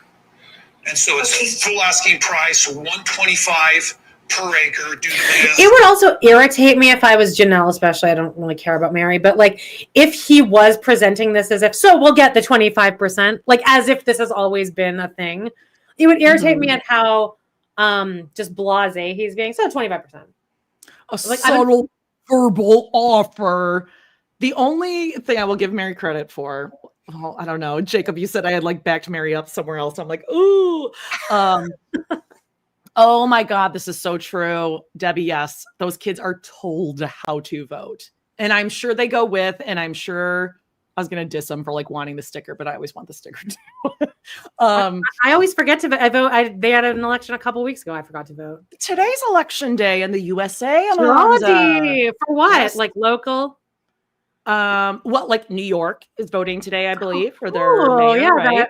I've been watching that the debates. They're very funny. Right. No, but anyway, back to Meri. When she says to him, like, is it an actual offer? Like, did this actually happen? Is this what you heard? Or was this what was actually said? Signed in ink. Yeah, let's like get the actual word for word offer, not kind of this, kind of that, subtle. Where is it? Yeah, in writing. Robyn and I are on one, and Meri and Janelle will be on the other because that's an easy, quick claim. But I'm currently on it. We're just working out the paperwork. Really? Is this a potential? And also, the frustrating part of it is, so now that it's a potential, now you're interested in separating the pieces of property. I'm sort of just withholding any kind of emotional commitment or judgment because I'll believe it when I see it. Like when I see the paper and I actually sign it, I'll be like, okay, woohoo. Robyn and I can sell ours, and you two can sell yours, but they're wanting both of them. If we're working together, we'll get this sold. Great. They've expected me to do all the work, clean it up, and get it sold, Whoa. and get the deeds swapped out. I will say, Meri is putting on a really good bitchy face because Janelle's going the route of like, I won't even look at the camera, won't even give you like my breath. And Meri's staring straight down the barrel. Yeah. With just like a smirk on her face, which is also chilling. It really is. I think Zona kind of boosted her confidence a little bit. And actually people brought up a really good point that like your dogs can kind of sense when you're in distress or stressed out. So maybe Zona was like, oh. Like, you hear the dog jump off the bed upstairs and yeah, that's a really good point. There was something else. I'll think of it. It was a comment someone said. I'll find it. 25:53. At the next commercial break, I'm going to take a pee break. Okay. Great. We won't pause it though. God forbid. Oh God, no. God, don't do that. I've offered to help pay for people to help do the cleanup. I've offered to have my lawyer draw up the paperwork so everybody just had to go in and sign it. I've done everything I can. I don't have any legal ability to do the work, or I would have. Trust me, That's so annoying. I don't own the property. I cannot legally make any changes to it. All they've done is complained about me not doing it. And added to that complaint, is he trying to rob us? Okay, two things here. Like number one, you, as everyone's saying, you guys were the holdout. They would have cleaned it up when they were still living there, but you guys were saying, oh no, we don't want to sell it. So why would they go out there and clean it up for no reason whatsoever?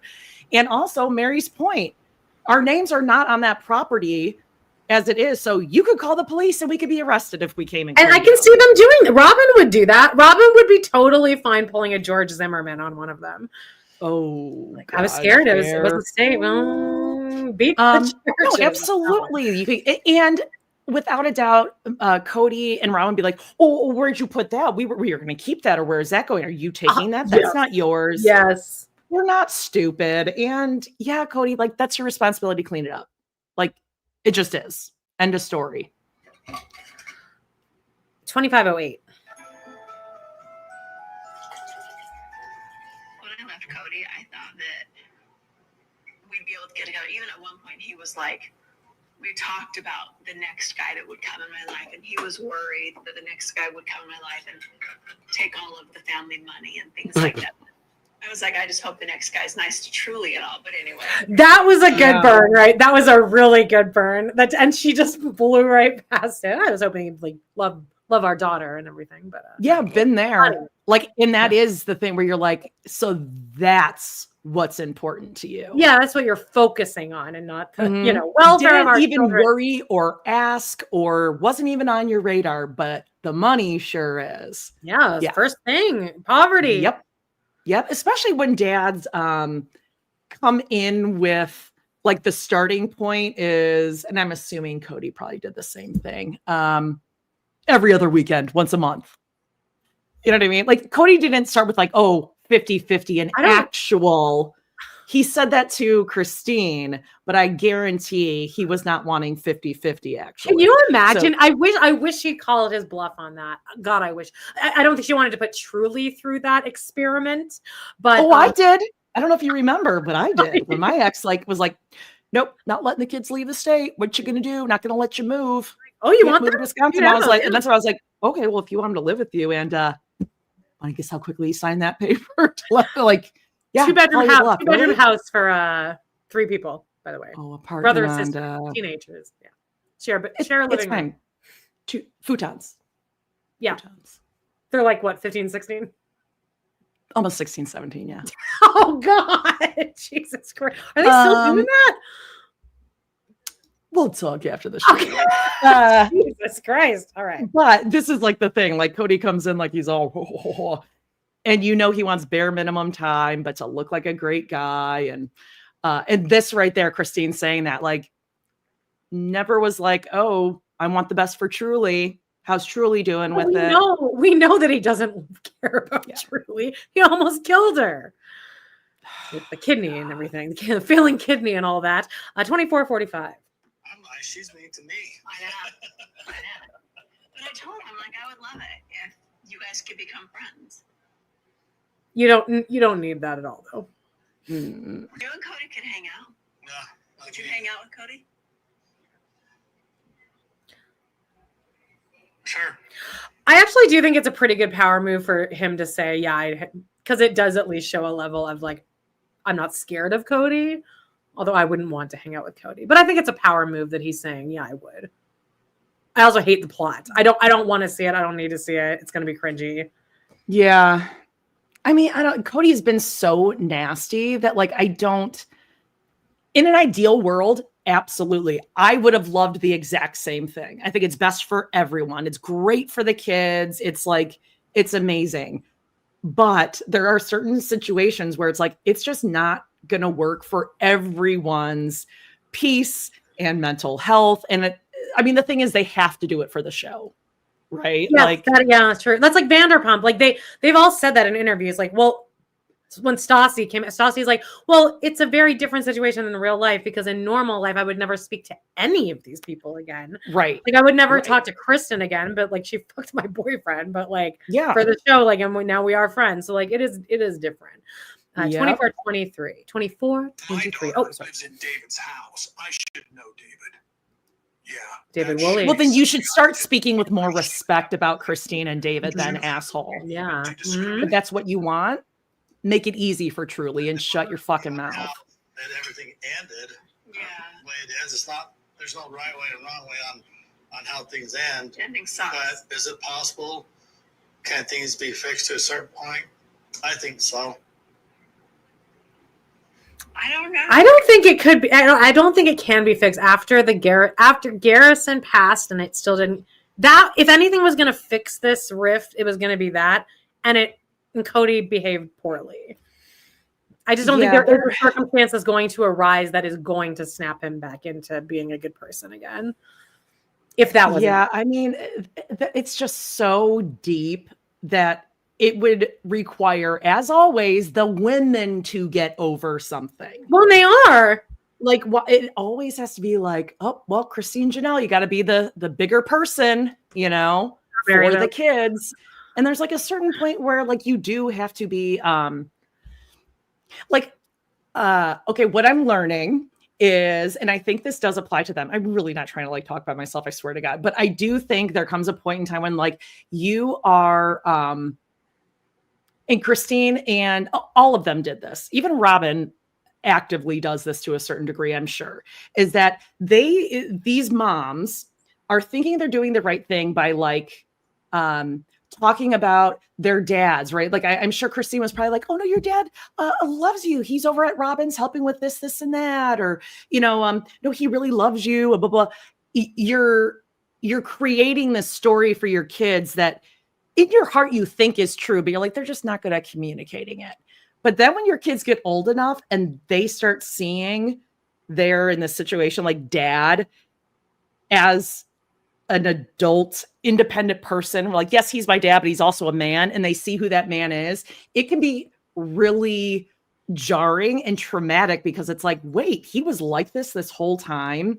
And then like, it looks like you're lying kind to of them crafting too. this experience. Yeah.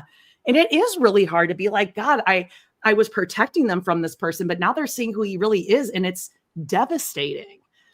And I think to that point, maybe they don't have to like go above and beyond to create this like happy family when it's not. He was awful to you. And maybe there's a lesson to kids, like you can have healthy boundaries with people who don't treat you well. We don't get along anymore. I don't know. Maybe that's just my take on it. Like you don't have to actively hate the person. You don't have to talk bad about him, but you don't need to go out of your way to be friends. No, my parents got divorced when I was 24. So that I guess they both thought that gave them both the ability to just talk mad shit about each other. Well, that's my point. Me. Like, you get to that point now it's been 20, 30 years and you're like, I am at a limit. I can't do this anymore. And then it's just like it's just ripped open and everyone is seeing the real shit for what it is. And that can be really like, I don't know. It can be really scary. I'm sure a lot of the brown kids though, like saw it this entire time. I wish someone would tell Kody that like, oh, your kids actually, well, but they've been saying that like, it's not the parents, it's not the moms, we saw it with our own eyes.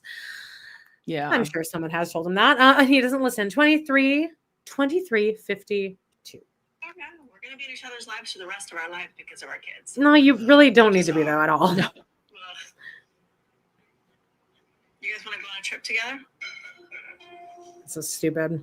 I don't know about that. A trip? Fuck no. I don't think that's respectful. I don't want to go to a trip with anyone. Riding in his ATV or whatever. No, I want to take him riding on the razor. He'd have to wear his big boy panties. What's a razor, Amanda? I don't know. It's probably is that car that they shows them riding in. Is it like a 4-wheeler? Let us know in the comments. It's like a razor. I'm picturing a razor scooter, like one of those standing scooter things. Oh no, it's like an off-road vehicle. Oh, okay. Yeah, like it's like you sit in but you're barely. It's like a little mini tiny Jeep. And you're like, yeah, okay, like a 4-wheeler, like a buggy or whatever. A buggy would be a great way to describe it. We'll take it out of the razor, and it's an ATV. I mean, it's gonna be rough, but anyway. The thing is this: Kody is a good man. No, you don't need to do this. Shut the fuck up! I can't. And going back and remembering that is super, super important. And he would have a blast with you. Well, then fuck that. Don't. I don't want him to have fun. Yeah, I know. You guys can go. I don't need to be there. No. By hanging out with him doesn't mean I'm condoning what his actions are. Because as a father, I see things differently. I behave differently. Yeah. I react differently. We all have friends that we're with that we don't condone their actions necessarily. No. That doesn't mean you end things. No. Yeah. Well, I think that... No. You guys having your relationship is a good thing. Doesn't mean you're condoning his actions, no, and nor does it mean that you're going to be brother husbands. This. Dumb. Brother husbands. Okay. I was sister wives. That's gone a little too far. This is exhausting to watch, honestly. Mm-hmm. It's a public restaurant, ma'am. Yeah, inside voices, please. Brother husbands get used a lot. I think that it's so infrequent culturally that like guys don't work that way usually. I love when Kody like can turn any conversation into, well, the difference between guys and girls is this. He loves to talk. Isn't that his first line in Special Forces about like, well, as a man, he loves that. Yeah. Manosphere. These comments, hey, again, if you're listening to this on the podcast, Amanda, you're going to have to go back and look at these comments. You're like, yeah, if it's a trip with Lenny Kravitz, sounds good. How about a trip down the stairs? You guys are so fucking funny. Yeah, Christine, thank you. Jacobson. Yeah, Christine lost me here. I was like, this isn't even a funny fake storyline. This is so bizarre. No, and completely opposite of what wearing on my intelligence, honestly. We're reading her book, and everything she said in it indicates that Kody's not a good man. He's not a good person. He's always been. But everything we read in the book also is that she really has rewritten history about all the men in her life, and they mention that on Glamorous Trash. They're like, she really won't realize that the men, and in fact, the dedication page on her book. The first line is, this is dedicated to my dad who showed me that good men exist or something like that. So she like she's almost there, but like she's still such a product of the patriarchy, obviously. Yeah, it's almost like Christine. It's weird. Actually, she can see this with Kody, but it's like she can't do it with anyone else. Like, like two things can be true at the same time. Like Kody can be a shitty dad and a shitty, selfish person, but he's a good husband if he loves you. You know what I mean? Like that kind of thing. But he is not a good dad. He is not that either. I don't think he's a good husband. I don't think I don't either. I don't either. To be clear, I think it's all. I think his whole relationship with Robyn is very superficial. I don't think that there's actual. I don't think it's so transactional that I don't think there was any possibility for that being a real love story. And I think that the second one works for them. It works for them as long as it continues to be this type of transactional. But the second one of them, I think that she's gone the second he loses his money. And he will cheat on her or is cheating on her because she's obviously not giving him the sex that he There absolutely will be. I think we were talking about this either off air or on another episode that there's no doubt in my mind Kody is actively or will be actively talking to women online. For his own ego. That's when either to troll him or for real. He will be talking to them. And as we're going to see, he can't wait to show Robyn so that Robyn will be jealous. And he's like, oh, so can I show him to you? I mean, he is hard as fuck when he's like, can I show you the letters, Robyn? Oh, I want to show you the letters. Yeah, I can't wait to break that down. Yep. Meri, Janelle, Christine, and Robyn. This question. Most of them barely want a husband. They wouldn't ever want two.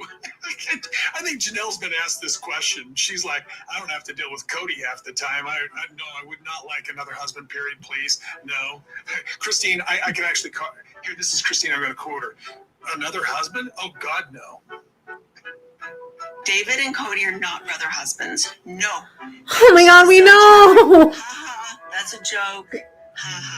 No. Okay, great. No one thought that. Okay, I'm gonna take my bathroom break. I'll be back in about 45 seconds.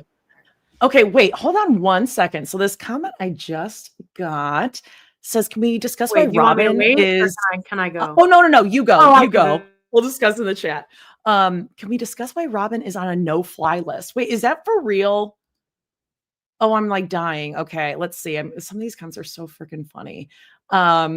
Also up above, I put someone's comment like, yeah, like triggering with bio dad stuff for sure. Anyone else? I mean, a lot of the stuff Kody does and says, and when the kids are talking about him, totally throws me back to like daddy issues and like thinking about my own kids and all that. I mean, not for nothing. This is good for some self-reflection. Yeah, Christine is not being funny in this scene at all. It didn't play well for her. And I do feel bad for David. I think David was playing it cool here, but some of his pauses in the conversation when he was like, yeah, I do that. I would be pissed whether they're drunk or tipsy or not. I'd be like, too far on camera. No fucking way. Let's see. Just go. Yeah, mansplaining at its best. Yep. What did I miss? What were you just addressing? Someone's drunk? Is that what it was? Somebody said, do you know why Robyn is on the no-fly list? Is that for real? Okay, I'm going down to more recent. You guys are like amazing if that's true. Happened today. Did you know about that? No, I don't know. Do we know why Robyn is on the no-fly list? Well, somebody look that up, please, and then send it to my personal Facebook Messenger. I'd love to know. This is the biggest question every week. How does Amanda always do that so quickly? Really, that was the longest. That was like Tom Hanks in A League of Their Own, I feel. Are you joking? Dream. No, I'm not joking. I was like, ooh, I hope I'm not leaving her hanging too long. It legitimately takes me longer to close the door that is a foot away from my arm right now. That is wild. Yeah, smash that like for Amanda. Honestly, God, if there were a Guinness Book of World Records shortest pee-poo times, you'd win, without a doubt. I think it's a lot of this is a holdover from, and I think this is common for people who quit drinking, is that you still need that, like, I always have like 26 drinks around, and I just need to be constantly drinking because it's in my head. So I pee a lot more. I'm just constantly drinking. Maybe you don't even get up during our recording sessions. You don't even stand up. Yeah, but I ration my water intake like before I go to bed, and then before these, or else I will be going nonstop. Yeah, maybe you have a little bucket next to you. Maybe you just go pee in a little bucket. I can totally see myself like accidentally like going to click my camera off, and then like it turns back on, and I'm like pissing in a bucket. Oh, interesting. Hold on. Kat Van G says, Christine said in an interview that it was David's idea to hang out with Kody, that the two of them should be friendly because they have kids together. Again, ideally, but I mean, I had dreams of that too. And man, was I mistaken about who I used to be married to, because that he made that very quickly impossible despite my efforts. But Kody's the opposite. Kody's like, yeah, let's be friends. And they're like, did you not see the last 20 seasons together? Okay, so I have gone past the commercial break. I forgot that there's a Jen and Meri scene in here where I text you and I was like, Jen's officially lost me. And I'm officially done with Jen because of this licking joke, licking his face thing. All right, we're 20. By the way, other people are like, yeah, I go as fast as Amanda. Amanda has that server/actor reflexes, still speed peeing. That's so true. You got to learn mind over matter. Yeah, catheter. Best part of pregnancy is the catheter you get before you like have the baby, because it's the first time in 9 months you are not getting up to pee 18 million times a day. You just get to lay there. You don't. Oh, really? Oh my God. That and the warm blankets afterward. Warm blankets, fine. Worth the entire pregnancy. I didn't know that you had to have a catheter while you're giving birth. Holy shit. Oh, because you have, so that you don't. Well, then I take it out. Well, like if you get an epidural, because you can't get up to pee, you don't have any feeling. You just be pissing all over yourself. All right. Well, sounds terrible. The more you know. We're at 2056. We're still on this Zoom call, I think. You know, you're looking for closure in a relationship when it's gone bad, and when it's just no longer even. Janelle's just licking her lips. Yeah, he's licking. She needs chapstick. But she does. Yeah, she does this with her little finger. Her pinky. Coyote Pass. It'll be a memory, but we'll be moving on. By the time the offer comes in, it could be for the whole thing. And, but I don't know what to expect. Are they considering that, or are you just being hopeful? They lowballed. It's beautiful. I mean, it's beautiful with the view of the mountain. It's great property. Janelle just woke up. On two of yeah. Oh, money for me? Consider a verbal on the whole thing. So it's really kind of an agreement of trust until we get the title work done. So Janelle, you sent in paperwork, right? I did. He should have it today. Meri, and I saw an email from you that you're still having legal check yours. Yeah, I just got my attorney respond to me this morning, so I'm good to go. I'll take it over, get it notarized today, and get it in the mail. all it is really is just a title shift in order to get everybody paid equal. Right. We've been wanting Yes, that we title know. shift for years now. Why did you even separate it like that in the first place? Because they weren't like paying that much attention to it, which is something the Brown family tends to look over details, you know? I mean, No, they're Janelle all guilty Janelle of gets bamboozled in the same way constantly. Just every purchase Okay, is I made. love Janelle, I love Janelle too. but I think she can be a little, dare I say, I don't want to say lazy, hasty in her decision making. Hasty, You know, yeah, it doesn't do her due diligence to kind of read everything Yeah. or have a plan. Yeah. 1932. Any questions? No, it's good news. It's all good news. Yeah. Good to finally have something moving forward with that. Yeah. It'll be nice to have it all resolved, right? And even if just have it all in the works. And then I never have to talk to you again in my life. life. Time once everybody's Yeah. got their paperwork in. We'll probably have an offer, the written offer within a day or so. Great. That's awesome. That's actually great. It's awesome. It's just That's actually great, actually. And there's so much, hard feelings between each other. Okay. Awesome. All right. All right. See ya. Cody just did a peace and love to them. He asked me All right. 10, He's like- 15, 20, 30 years ago Jeez. if I ever thought that this would be where I was. No, not at all. Not at all. I'm not being nostalgic. I'm not being like, oh my gosh, we've come this. So how did we get here? No, like it's just evolution. It's the evolution of the way things are. And I guess I'm very practical. I'm like, okay, let's just get it done. She's like, That's my the son problem, Janelle. died this year. Like, my son died this year. I just can't. Like, I can't. Like, I don't have the energy for any of this shit. Like, that's kind of where Janelle's at. It's like, Yeah, I and at lost. a certain point, you cut your losses. You're like, is it worth it? My anxiety, my legal fees to keep dragging this thing out, or But just cut my losses, move on, and like have a clear head, and it's done. On a But I pettiness do level, wish, as other people were saying, that it would have been great to have Justin on the line, but I'm sure Justin has given way too much of his like free, meaning like not paid, not like free time, unpaid time to Kody, that he's like, I'm not getting on a call and just hanging out with Kody and these women. But I wish that they would set up a meeting with Justin, just the two of them, and be like, Yeah. what is the deal? I'd love to What are hear we from looking at? Justin. I'm at 1822. I love Coyote Pass, and I am going to miss being able to play out there. I'm going to miss the memories because I'm very nostalgic. Do you have any memories out there? You went out like Closing on you had this, like 3 getting family them that things. money from it, and finally just, hey, it's done. I don't have any more of financial attachment to you at all. But you don't want that though, Kody. I think he's a little bit panicky. Like, well now what? How will I have control over these women? I won't. Yeah. They can just go rogue now.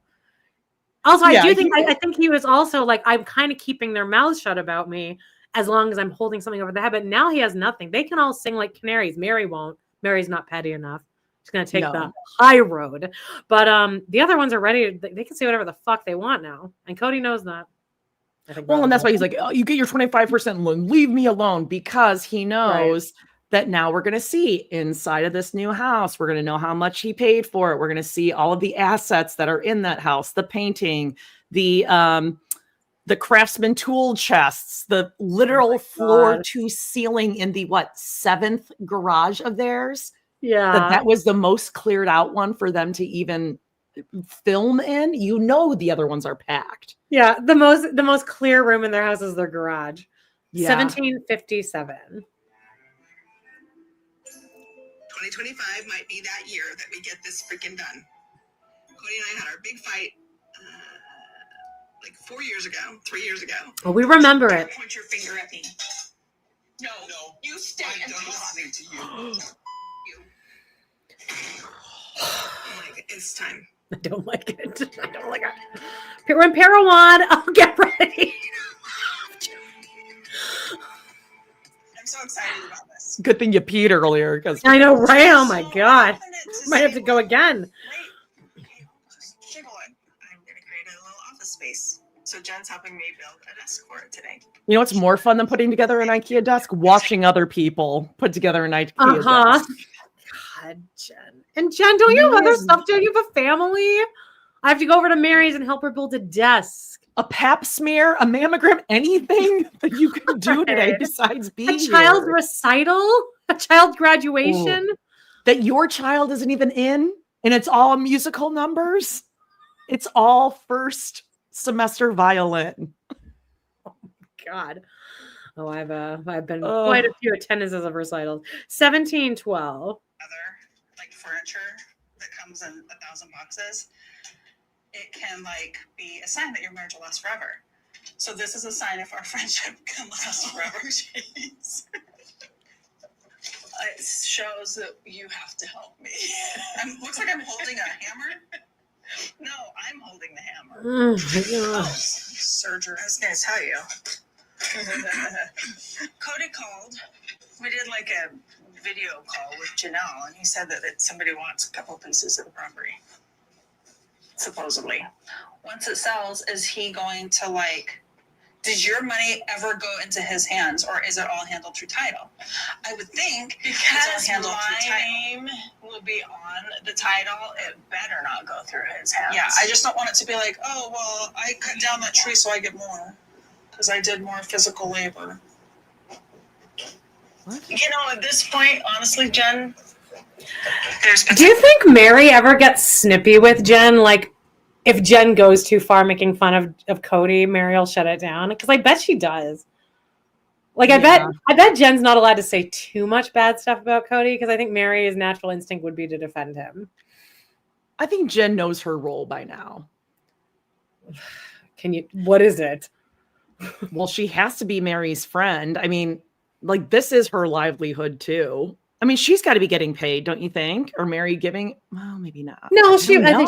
she would. Yeah. She would sign well, she's got to sign a contract, right? Like, they're using her image, her likeness. She's on it. But yeah, she has she's over 18. So yeah, she would be paid for it. Okay. Probably Well, making and I'm sure her shop in Parowan probably needs Mary's help. They're, shilling it on here. God. I mean, did she sign a deal with the devil being Mary's friend? Yes. You just did like the Sex in the City, like, yes. Everyone says yes at the same time. God. I can't imagine a worse fate. To be Mary's, my job is to be Mary's friend on and off camera. Oof. I'm a character did they have narrative. Did they have a blowout at some point? And like they they're will. no It's longer coming. friends. It's coming. This is way too intense of a friendship for it not to what does it fall apart over? A man, Jody. Oh, Meri just like goes MIA. You never hear from her. He's gonna say you need to ditch that bitch, and Mary's gonna go, okay, done. Blocked. Block him. He's obviously a freak. You know what she'll do? She'll start to like date someone she's not going to tell Jen. She'll kind of like keep it a secret and then get mad at Jen when Jen's like, wait, what the hell? What is going on? Like, what is this? And she's like, you just can't be happy for me. That's and definitely what it's going to be. Yes. Yeah. We've all done it again in high school, but Meri is mentally about there. Like she's just going through this stuff now. The mean girl stuff, the cliques, the groups, the little girls, the pajama party at Lizzie's last week, for God's sake. Because she finally feels like she's top bitch. Yes. And they're all on her actual payroll, so she actually is top bitch. Yeah, she's at the top of the salty birches. She's in the blanket here. They're all cradling her in a blanket. I mean, I know, but it's not doing her any favors the way that Jen is straining there. Ooh. Like, I would never let that see the light of day. Go back to that one where they're lifting her up. I accidentally deleted the one with her asses to the camera. I'll re-add it for Friday, though. Eesh. Okay. Yeah, so I think this is, but Jen would give it back to Meri. I do think Jen has it in her to be like, excuse me, who was here for you when blah, blah, blah, blah, blah. Oh, Jen's getting nothing out of this friendship. Emotionally, she's not getting, financially, she's getting something, but I don't think emotionally she's getting anything from Meri. That was so funny. Jen doesn't strike me as having great upper body strength. Oh, muscle man. Hey, me too. I'm still bitter. Remember the flex arm hang in like high school? You had to do like a pull up or flex arm hang where you go like this and you have to on the chin up bar and hold it like this. And I did it for 1 second. That's the longest I ever did. I went one Mississippi and I dropped, and Miss Fisher so that she didn't see it and like that I didn't do it. And I'm still really pissed about it. What happens if you don't do it? Because I wouldn't be able to do that. Then you don't get like a bronze on the presidential fitness. Oh, that's it? Yeah. Oh, who cares? Well, there's like sit up, push up, pull up, flex arm hang, and first place, gold every time. Flexibility, the sit and reach. You? Oh, I kill at the sit and reach. I'm so flexible at that. That's the best. We never had to do that. Miss Fisher was also the one, she retired a while ago, that told my friend she had nice panties. Because the locker rooms, like the female PE teacher's office was in the locker rooms and it was all like glassed out. Oh yeah, like on Glee. And so she came over and she called my best friend by her last name. She was like, I'll just use Smith. She was like, nice panties, Smith. And I remember like right after in line, she was like, she told me I had nice panties. And we were like, oh, like that. Yeah. Yeah. So tiny, so flexible. It really is. It's so okay, so I'm at 16 and 11. Jen's about to make like the world's worst joke ever told on Sister Wives, and that's quite a feat. It is true. I am flexible like a ballerina. You're right. It's been a really long time since I even started the conversation, and now Cody's like, "We got to get it done. Let's get it done. Let's get it done. Let's get it done." And I'm like, "That's why I tried a long time ago, but you were sitting around on your butt." No, you've never said that to him. He was probably getting the chainsaw stuck in the tree.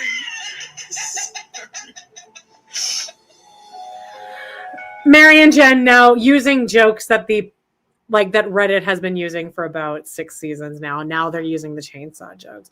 Let's skip ahead here. Sorry. Okay, so I'm at 15:27. Yeah, good. All right.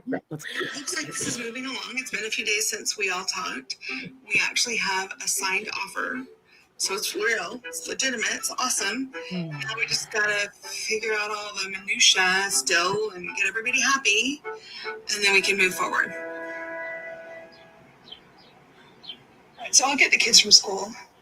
I just need to do some work, and I can just do that down here in the office. So, speaking of, just classic Janelle and Meri. Yeah. Are they eating soup out of mugs? I think it might be coffee. No, okay. Ooh, do you have hot chocolate? Yeah. Mellows? Ooh. I was looking at a Mexican restaurant has marshmallows. They have that Mexican hot chocolate though. I'm starting to think they actually did have a hot chocolate there because of we learned from Tony, Mexican hot chocolate's a thing. Ooh. Okay, we're picking. Okay, Jay Schwa says, watch Maddie's mouth. Okay. Why? What happens? I don't know. Okay, I'm loving these presidential fitness awards. Yeah, the mile killed me too. We didn't have to do anything like that. You just showed up at the gym. Because we what? Because you didn't have a president. Canada's just like, we love everyone. We did the Terry Fox run every year. I was the worst at it. How far is that? You just run around. You run laps around the field for like 3 hours or something. You collect a popsicle stick with each. Yes. Yeah. Okay. We never did that. My kids did that. I ended up with like 5. I walked the whole time. Not running. When we had to do the 1.5 miles, there was a girl who was like having a little bit of an asthma attack. I'm like, don't worry, girl. I'll walk with you. Like, don't even don't worry about it. And we got a pass because we were late to our next class. So yeah. Pretty good friend I am. Meri says until you run until you die, because that's what Terry Fox actually did. Run until he died. What? Yeah, kids do this in his honor. Yeah, because he he ran on the one leg. Remember, he's 18 and he had to get his leg amputated, so he ran across Canada on one leg, and they like followed him in a van. Yeah, did he have did he have like a blade or something on the other one? No, he had like a hop. He had like a 1979 prosthetic like an old like, plastic built to look. Yes, like there's a documentary that everyone had to watch in school, and it's like grainy, and it ends with the song "He Ain't Heavy, He's My Brother."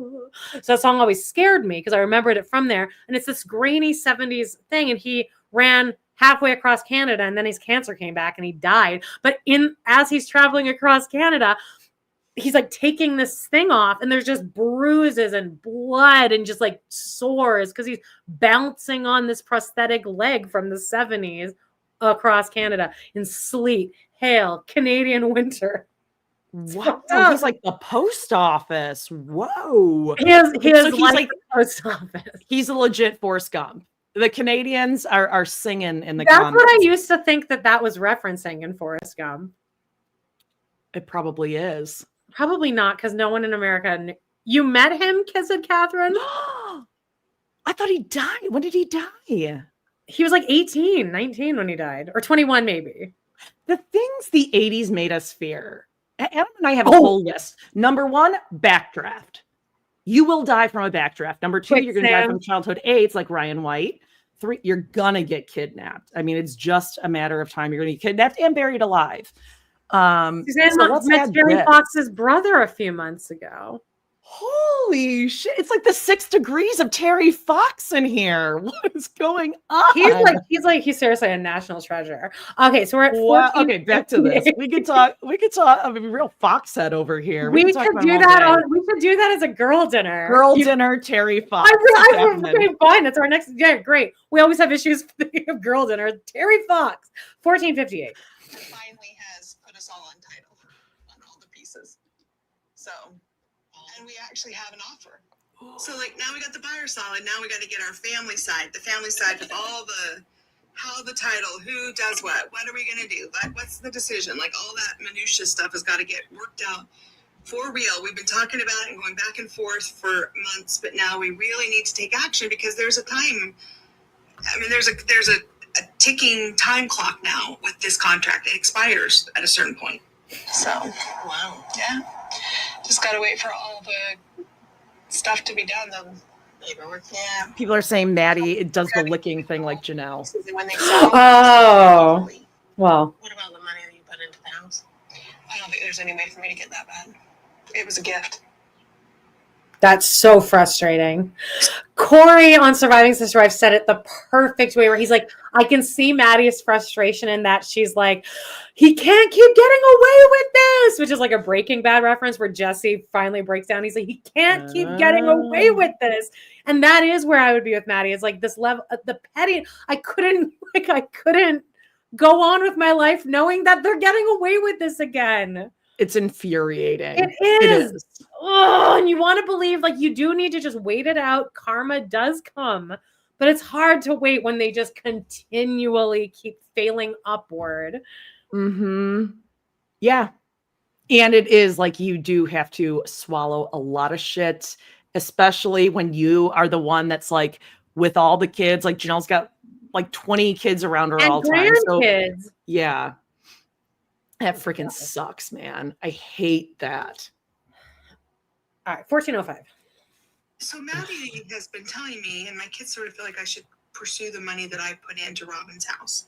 It's going to be a fight. If I want that money back, there's always a billion reasons why he doesn't owe it. Yeah. And I just it's too hard legally to like get that. A dead issue. Yeah. But so I was gonna say before I forgot. I think that if she had just put out to the public, I want to just continue this court case out of pettiness. I think the world would have bankrolled that. I think the fans would have bankrolled that for a while. If she put out like a GoFundMe or something. She's like, I just want to run out Kody's lawyer fees until they're like on the street. I really think we would. Look at what everyone did in a week after Garrison passed away with all his cats. That's true. I would donate like $10 or something. I would donate. These legal fees add up so fucking quick. Right. But I think of it's not even just like, well, it's not even like just her lawyer. It's, I'm sure, like the paralegals are doing work and they are paid at a different fee. And if she had to get like a forensic accountant to do all this, I bet there are fans out there that have those jobs that would do it pro bono. Would you not do that pro bono? I would be honored to do that for Janelle. If I was a financial forensic financial person, I would do this I would quit my real job. I'd be climaxing for hours while going through it. I'll do this for the rest of my life, Janelle. I would experience things I've never experienced before, getting my hands on the Brown family. Yes. Oh my God. Oh, man, honestly, I think she could have done this if she wanted to be that petty. The internet, the world, tell the world would have come and participated in this. Okay, we're at 1347. Buy our house. And I settled that debt with Janelle back in January, and I'd been working on it for quite a long time. This just made it fair. And she just stated to me after that was done in January or February, she said, our debt is settled. There's no way this happened. It's just an outright lie. More than fair. So I hope. She did not say this is more than fair. I think she said, okay, whatever, it is what it is with the house. I think I don't even believe that happened at all. I believe that is a full straight lie. I'm confident that her attorney told her it's going to be nearly impossible to get that money out of the house and prove it. Like, I mean, there's certain things like with my attorney, and they're like, it's just going to be really tough to do. Like, yeah, it's true, but this is the law, and to prove it, and they could have had something else, or maybe, Janelle isn't one for fine details. So like, there could be things where like, it would look like she just willingly handed it over, or it did come from the pot of money. How do you prove that? Like, I hope they press them on this of the tell-all. This is what all of us have been focusing on, is that gift for Robyn, the She-Ra Chateau. I hope they press them on that a little bit. Or it could be strategy where her attorney was like, okay, listen, do this. And then, who knows? Or whatever. Janelle's going to do what Janelle's going to do. Yeah. She has a great life, right? You got second chances. Yeah. Second chance, second chapter, Jody. That's right. It's never correct. It's not what it should be ever. What was it? Building beauty from the ground up, when it should have been growing beauty from in the picture. It has flowers growing. Yeah. 1323. Is this a real deal? Yeah. Are you sad at all? No. I just want to be done. Our future is really bright. I'm just excited about it. So I just don't want to keep messing around with all that stupid thing over there. Yeah, maybe it's like a cup of soup. Yeah, it's just very like we're living in like Newsies time. And Janelle has like the way she's not wearing a kerchief, but the way her sweater looks like she's tied a little kerchief around her neck. No, they should have wool gloves with the fingers cut off. Yes. We're like, we'd like to thank you for Annie. Yeah, exactly. We're in the early 1900s. 1303. I think we're at the Kody. Yeah, I think I would feel the closing of the chapter of Coyote Pass a little sharper. It still is a little sharp. I'm like, oh, that was a sad dream. It's sad that dream is over. But I have a new dream, and it's better.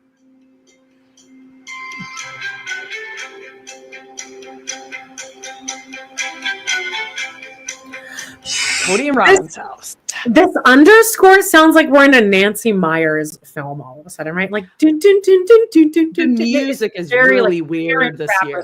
Yeah, a very like orchestral, or it's like we're in like not a sitcom, but like a movie. It's cinematic, I guess. 1242. So we're gonna address this stupid fucking painting. Can you come and help me for a second? I need a second. And I don't know if Kody thinks that this is a flex of some kind, or they're sticking it to the public here, but we're all just like, okay. It's another weird thing that you wasted money on. No one's jealous. Yeah. Zero people are. Maybe Meri. No one wants. Oh yeah, no one but Meri wants a painting like Yeah. anything like this.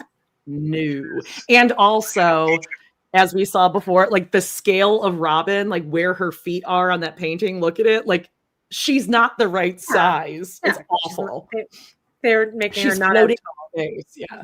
tall. Picture taken, and it was really, really special to me. I wanted to take the idea and get really, really creative with it. And I sorry, again with my theory that like she is absolutely not into Kody, and Kody is constantly trying to show Robyn, look how in love we are. It's like now I've gotten this bigger blown up picture, and I almost feel like this is like awful for Robyn. It's like, oh, I have to every day. There it is. This lust, this representation of our lust and our sex life is what that is. Yeah, my nice high heels. Her high heels. It's also a reminder of like, look how skinny I used to be. It's like, I don't want a picture of myself at age 24 hanging on my wall at all times. Why wouldn't they get like a portrait painting of them currently? Now? Because they're not happy now. I want them to sit for a portrait. Oh God. Oh, I don't know what. It would look like American Gothic. It would look like American Gothic. So you're gonna I don't know why. No, I don't know why this came to mind. This is just how my crazy brain works. I will put any amount of money down, life savings, which is not a lot, that Kody and Robyn and Dabsark have taken an old-timey photo many times, yeah. Not just once, with the but they've done several. In the sepia tone? Yes. And Kody is always in like a long brown leather coat with like a gun. And Robyn is like a cowboy, like Win the cowboy. He wants to be a cowboy like his dad. By the way, I think this is fascinating. Lena Gen X says someone said if the money wasn't a gift, it would be bank fraud. So that might be where the lawyer was like, wait, how so? If Janelle, like I'm a woman. Well, I don't know. Can somebody explain that? But like, if Janelle said, no, I didn't give that as a gift, it would be some kind of fraudulent, because then it would be transactional. It would be like business transaction that wasn't reported or something. I don't know. Okay, interesting. But that's an interesting point. I'm still thinking though about the old timey photo. I don't know what Robyn would wear because in like the little, bustier. Oh, I think she'd go like butch woman, like Annie Oakley. No, Kody wouldn't allow that. No, Robyn would go full bonnet. Okay. Oregon I was gonna say like level. Can girl, but like with the shawl over her. No. It's this bulging river from Waiting for Guffman. Everybody danced Waiting for Guffman. Oh, okay. If it was a loan, they'd have to disclose on mortgage paperwork. Oh, okay. I see what you're saying, that they got the down payment as a gift. Okay, totally understand. Okay, now. All right. You have to pay taxes on gifts. Okay, thank you, everyone. Okay. Oh, they do the Civil War dress-up photos. Oh, I could totally. Wonder what side Cody's on that. Yes, that makes total sense. Yes, really Kody is a soldier, and Robyn is like the wistful wife at home that's waiting for her beloved. Cody's like, Ariel is like a little butch. Ariel is like a little butch soldier. Yeah, like with little like cap guns. Robyn dressed in Gone with the Wind realness. Yeah, for sure. Saul is a fallen soldier who passed from starvation. Maybe is that too? Saul's in an iron lung. We're at 12:29. Okay. Yeah. I've got a friend of mine from high school. Phenomenal artist. Now I believe when her name is Crystal Brown, they're going to say, didn't she put up a whole like website where she said that these two came to me and it didn't give an indication that she said, like she gave no indication that she knew Kody prior. Well, Kody probably knew her from, oh my God, this is amazing. Multiple people saying Saul has rickets. You guys are fucking hilarious. No, I bet you Kody remembered his high school friend. She doesn't remember him from high school. Oh, he said they were. Oh, yeah, he's about to sing here. He's about to sing. She's like, oh, that flamboyant guy who everyone thought was gay. Oh, okay. Yeah, this is a special painting because I for sure thought you were gay. This is yeah. I thought it was weird that sang together in choir, All creatures Harmonize with him. King, lift No. up your voice and praise and sing. I don't know the rest of the song, so I can't sing anymore. It goes raise the glad songs, hallelujah. But it's the song, that song. If anyone knows Mr. Bean, my relative apparently, he has like one of his funniest sketches is when he goes to church, and that's the song that they're playing over and over. If anyone knows that, I'm not going to go into a whole thing, but that's how I know that song.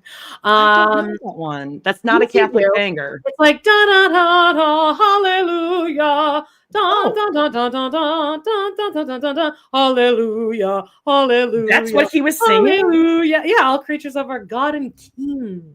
Okay, that didn't sound like that. But hey, speaking of Catholic bangers, I'm sure we've done multiple girl dinners on like church bangers. We do have a Catholic. Yeah, that was a fun episode. And I actually don't sing as much as you'd think I would. So it's listenable. We're at 12. How did you That's the measure it? middle. I've measured here from the middle. You It's can not see like the middle of the wall, right? I held it out. Oh, shoot. I see some No, dolls. it's next over to there. this torch fluorescent lamp. It's not going to matter. God, they have the tackiest shit. So let's put yours on first. Hold on. It's about 16th of a bubble off is all. How's it look Shouldn't from there be like a frame over this? 16th of a bubble off. Like that shows you right there. Kody, this is the first time he has ever picked up a level in his life. He just bought it. He just bought it. One day delivery. Oh, about a 16th of a bubble off. Mike, I would love for any tool man who actually uses her tools to just read him. My right dad, there. I would love to have, except my dad would, I don't know. My dad has a, I feel like my dad has some man of spirit opinions. 11:45. Let's blast through this fucking awful scene here. I'm satisfied with it if you are. I love the painting. I think it's beautiful. I'm just shy. And so, like, Kody No, wants you are not. You've been on a show for 20 seasons, bitch. You're not shy. Talking shit the whole time. She's the worst. I'm shy. As she's sitting on a couch in front of cameras and microphones and I voluntarily, like what, takes pictures out in public? She's shy. You can't use shy as an excuse for just being a bitch. Yeah, she's not shy. She just doesn't speak up because she knows she's wrong. But it's not really being shy. You're just quiet. You're just not talking at like family You're gatherings. bitchy. Yeah, you're a bitch. You're a quiet bitch around Yeah. people who You're you a think cunt. you're better than. Yeah, Right. Just like Alice taught you. Just like handsome Alice taught you. That's right. 11:27. the time, and I'm always like, I'm always shy. Because she is the most uncharismatic woman alive. One of those emails from some woman talking about plural marriage. Kody is so hard right now talking about this. Yeah, he's Kind excited. of chastising me for not. I really wonder if she knew this was coming up because I think she entered this scene knowing we were going to hang this stupid painting. Because she does actually look like, oh, she's doing the earring thing where you're like, okay, what are you about to reveal right now? Yeah. And she's nervous. Oh. We didn't run this over. Cody's going off script. He's going off script here, Look and how happy he is, and he's on she's it. trying to make those eyes where she's like, Kody, Yeah, like Kody. are you my sure eyes you just want to right see that? Yeah, she's nervous. McKelty alluded in the interview with Pop Psych that she is quiet now because of all the hate she receives. Well, good. I'm glad. I find peace knowing that she sees the comment. I find peace in that. Sure. Because they're mean. Some of them are really mean. Well, someone tell her that we're not buying it. I'm sure people have told her. Maybe Why I'll is she put some so comments. dowdy? today. What? Like, I'm happy that why is she so dowdy? Like, I'm happy that she looks like shit because I would hate it if she like rolled out and looked amazing. I don't get, like, we are around her age. I've never. We're exactly like, her age. I'll put it this way. I don't even see people out in public dressed like this. Do you? I mean, no. My mom, who's in her 60s. That's what I mean. Like 70. Like I've never. I swear to God, I don't see anyone dressed like this. And certainly not inside their own house. And I do get that there's a camera crew around, but I would wear like a cute sweatsuit or something, or jeans and like like a t-shirt or something, or a sweater. Like even okay, I just don't get it. Okay, one layer. Let's start with just a one layer of clothes. Right. Take off the cardigan duster or something. Oh, yeah. Official Dylan. Just massaging my earlobe. Just massaging. Just acting cool. What's up? 11:03. Quit plural marriage. Okay. Yeah. Deciding to quit? Well, she's calling me out and then asking sort of like to get to know us for the purpose of joining the family. Oh, she's pulling on her double chin now. Double chin. I find what? She was doing this. Kody is not usually pulling on her chin, whatever. Hitting on a guy. You have to go through the sister wives. You have to go through like at least one. I think that she corrects herself there because she knows she did not go. She went through Meri. Yep. Which she also did. They convinced Meri. They manipulated Meri into thinking she had a power, but like that's why she corrected herself there. Yeah, she did. Well, at least one of them. Just one, the main one, the official one. Right. I've had a lot of letters come in. Hey, listen, letters. Should reconsider plural marriage, and I'd like you to consider having me in your family. Like a woman would want to marry me and be Robyn's sister wife.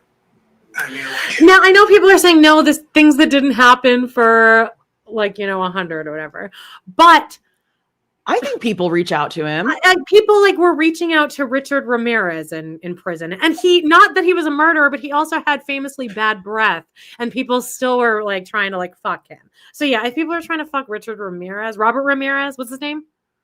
Richard Ramirez? Yeah, I think it's Richard. Yeah. I mean, people they're trying to fuck Kody. Prisoners and shit. Just for the story. Would you fuck Kody for the story?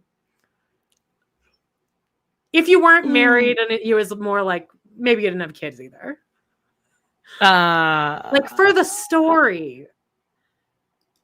I would have to be under the influence of anything. I'd pick up drinking again for that. For that one night. Give me meth, cocaine, whatever you got. Intravenous drugs, heroin, fentanyl. I would shoot fentanyl patches like Amber. I'd love to see Amber and Kody in a room together. Actually, propofol. Just put me out. I'll sign but then I wouldn't have a good story. Let Bill Cosby make your drinks that night. Oh, wow. No, I want to be able to remember it to be able to report. But it would have to be. What's the point, right? You wouldn't feel it the next day though. In your body. You wouldn't remember that Kody's dick was inside you. And you wouldn't have a memory of that in your body. I'm at 10:20. Don't like a little bit of attention. But at the same time, it's that's a craziness that I don't want to indulge. I need to send her a letter back. A letter? Why does he keep saying letter? How about you just block him, Kody? So are you bringing this up to me because you're interested? Well, it was one of those things. I deleted the letter. Yeah. Because I thought I just... It's not a letter. Someone slid into your DMs. Why do you keep saying letter? You sound like you're 75 years old. But email, maybe? No. It's Instagram. Meaning that he's checking his Instagram, probably. How else are you people finding Kody? I deleted the letter. Okay, I'll say lies for 800. Ken Jennings. No, he knows them all by heart. They're all up here on the head. He screenshotted it before he deleted it. Let's be real. He's not just gonna delete a gratuitous letter. I think he does get letters, and I think he will continue to get them, and he's just gonna love it. And some he'll keep to himself, and some he'll show to Robyn. He'll bring probably them the up most to Robyn. salacious, gross ones he will bring up to Robyn. True. It'll get him off. And as I'm sure other podcasts have brought up, the whole game here is that it's a power struggle between him and Robyn, and Robyn's always kind of winning because she's always kind of withholding of her own affection. So now he's got the big guns of, well, this woman wants to fuck me. Maybe we'll get married. Yeah, Kody's problem is he just doesn't see that Robyn is playing a game with him. He thinks she's being sincere in everything she does, and everything is calculated and manipulative. And he's so dumb he doesn't see it. Yeah, we're all seeing it, and just Cody's the only person stupid enough to like fall for her. I do love this though, that he's going off script, and Robyn is clearly, as everyone's saying, she's clearly pissed and surprised, and this was not the planned conversation. And she's trying to control the conversation with like, so are you telling me, like really like locking into eye contact? Yeah, because you want this. Why are you saying? And she's like, and now is where you go, what we talked about, where you Yes. say, no, I just want to be honest with you because we're monogamous now. But he doesn't, because he got too excited. And when Kody really gets excited, you never know what's going to come out of his mouth. And it's going to get wrapped up not with, I'm never going to respond to one of these before. It's going to end with him going, well, I'll make sure to show you before. He offered, he's like, so you want me to, so can I just from show now all on these to you? Yeah. From now on, which would indicate I'm normally not even telling you anything. This is what he's doing at the bar. I get so many, Robyn. I get so many. Do you want me to show you all of them? Because he needs that extra attention. He needs her to feel threatened. And because that's what he likes. He likes multiple attention, people competing for his heart's desire. Oh God, I love it. I love this dynamic. 9:57. Nothing is one of these things. It's like, you're my sweetheart. I'm going to tell you everything going on. I wish I would have kept it to show you. Thanks for telling me. It would have been weird probably if you didn't. From now on, I'm going to just show them to you, let you read them, and then... Yeah. Then, From now on, I'm going to just show them to you, let you read them, and then I'll delete them. Whereas in the past, I've just been reading them over and over and over, responding. Then I have a Finsta, obviously. Let me talk to you around what's your WhatsApp number? Is what the first question is. We'll go off. Is that what they do these days? I thought it was just Words with Friends and weird chatting apps where people meet. They'll have things like texting apps that you can download, but it looks like a calculator icon on your phone. Men, well, women too. Women are just that's true. I need to cough, so hold on 1 second. Yes, this is so true. Valentine Quinn, he's telling on himself. Yes, this is like Lisa Barlow in the Real Housewives of Salt Lake City episode from last week, where she's like, I definitely am not the leak. I mean, I'm not leaking information. I did not tell anyone anything. It's not me. Okay, no one like even accused you or brought it up. So it's like that Madeline girl coming out with Lily Allen and being like, I'm asking for privacy at this time. And it's like, everyone was giving you privacy. 9:37. I'm just going to say it. Oh, here we go. When a young woman sees a married, stable man, that is attractive. You know, he's figured out some of his bull crap. He's got a wife that's happy, and he knows how to be a dad. I mean, like, I'm sorry, but that's gonna make any girl's eggs drop. I mean, like, any young woman would be like, oh, he's a marriageable material because he's already married. Truly shows you how out of touch she is with other women. Like, to say that might be the craziest thing she's ever actually said on camera, but she doesn't realize it. She thinks it really is an outrageous comment. Marriageable.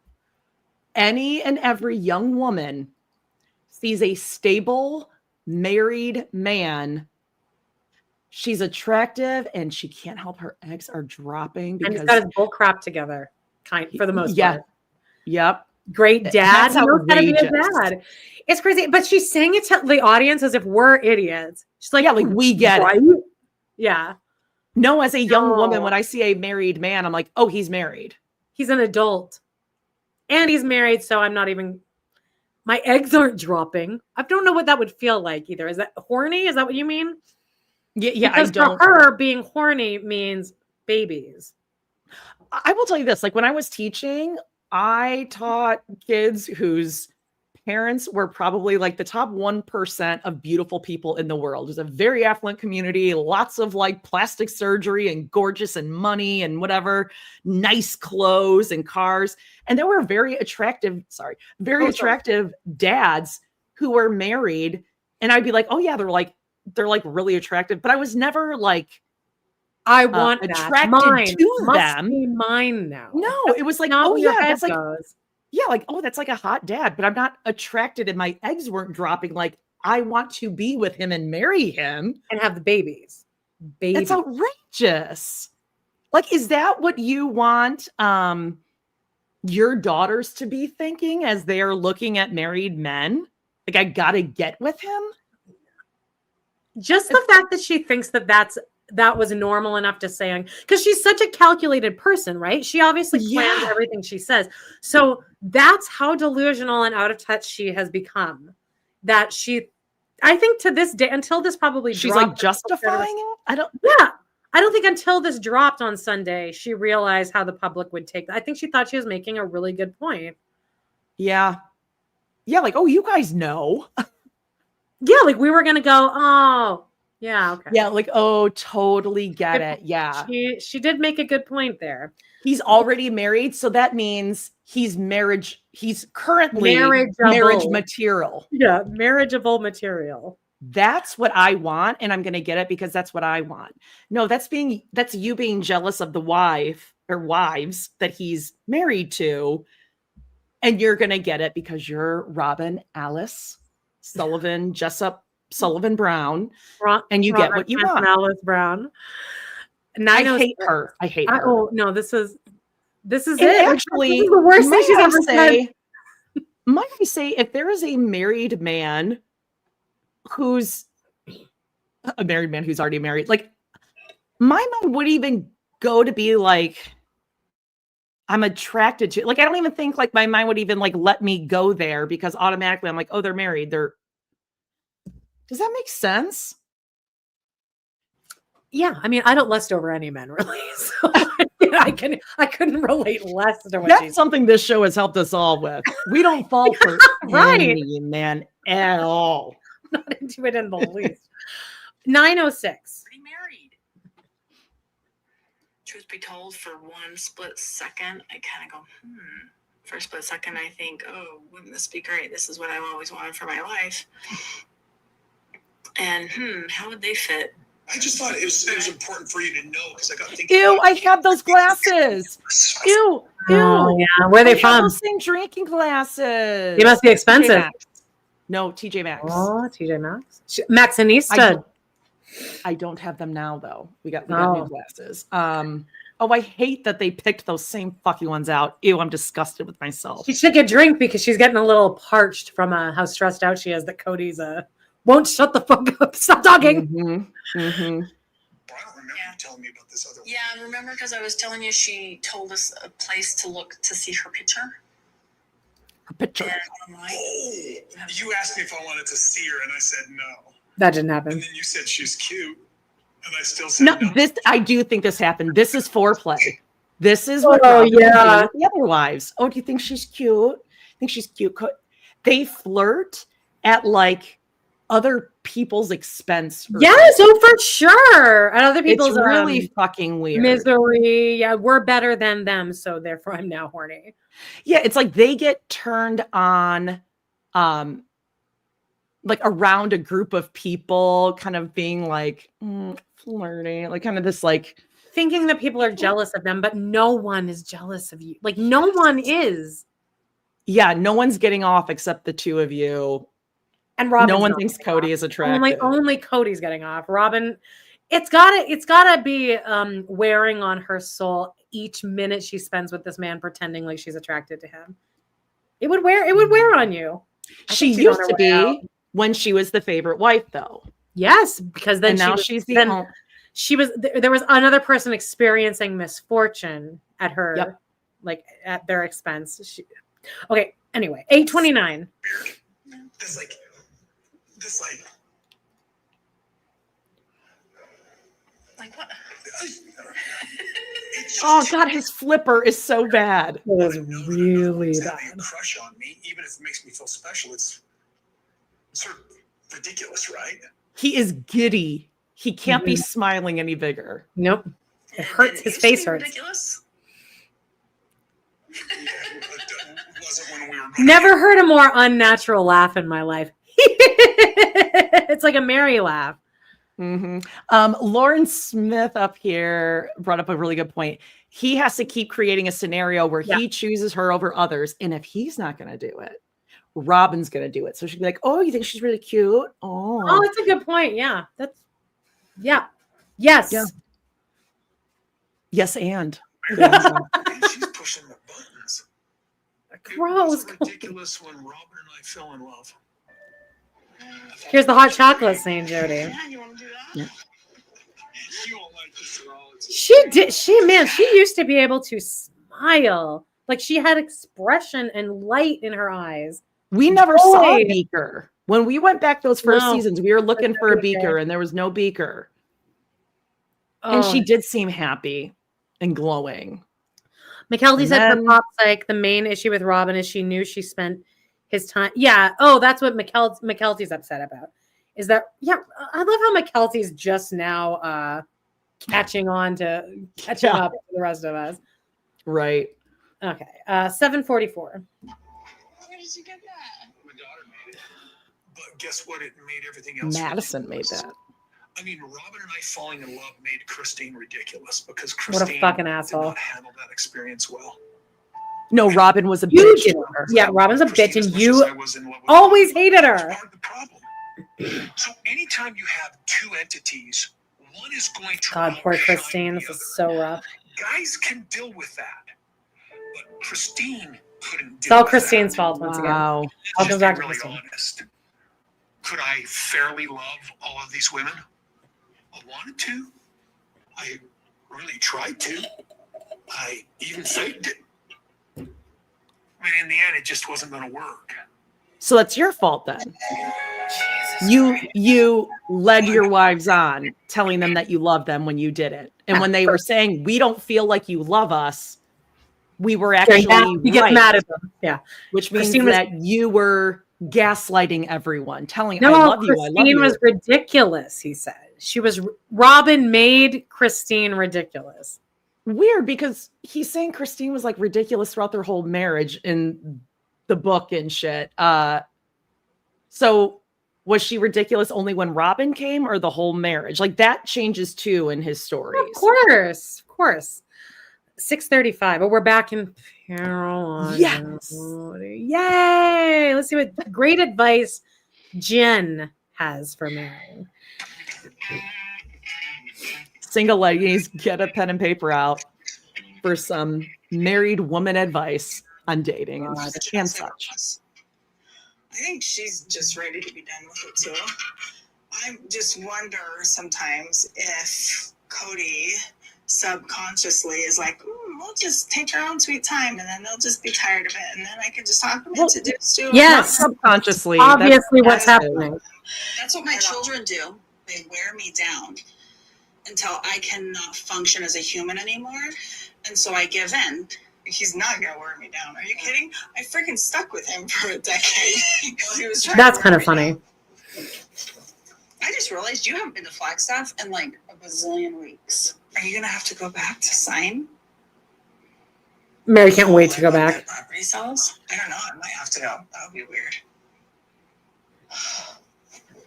Why don't you just do like power of attorney and you sign ahead Sure. of time? Yeah. E-signature. When he goes to like shake your hand, you should like lick his face.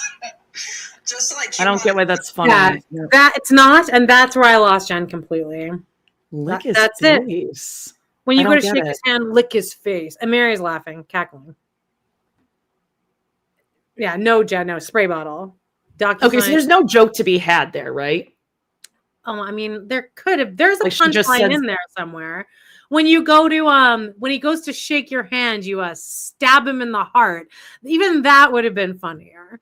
But lick his face. Come prepared with jokes at least then. If you're gonna Like, doesn't you're that gonna- sound like Mary's still in love with him? Like you would lick someone's face because you think Yeah. they're like attractive and you want them, right? it's because Jen's not funny. Oh, but you know what? She's not Mary might funny. argue. She's freaking hilarious. God. Okay, we're at 5:24. Mary's mid laugh, mid wheeze. Like maybe give like Robyn like a kiss on each cheek. It's not funny.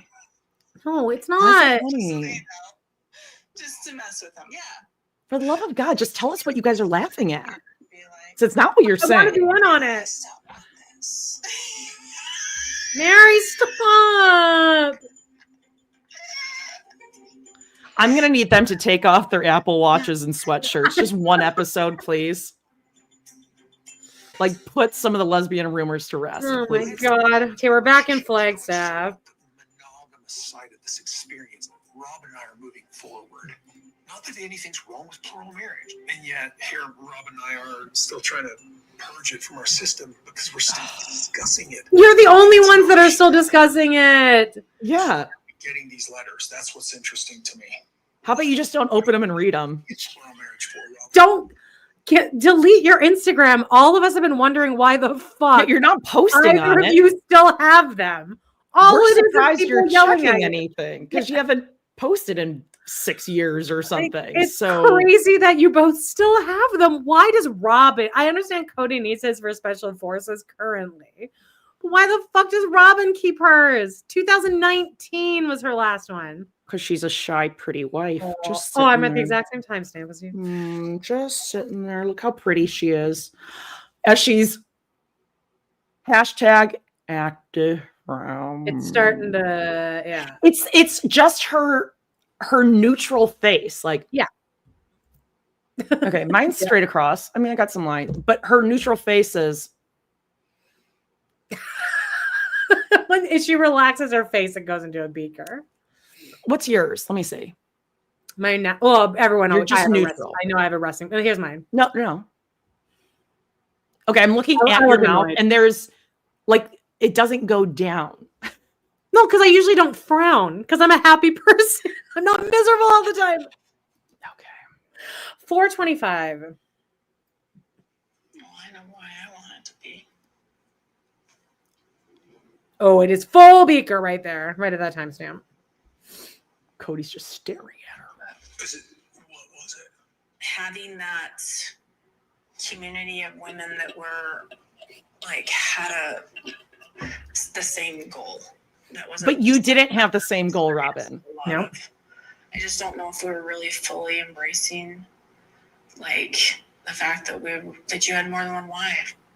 To have us sitting here at the table like we were, when we would have our little meetings, and for you to be able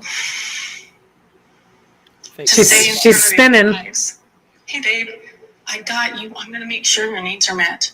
Like saying that in front of all of us. Like I need you. Right now, okay, so something's about to happen here, which I also genuinely love. She's trying to spin the story and she's trying to make herself cry.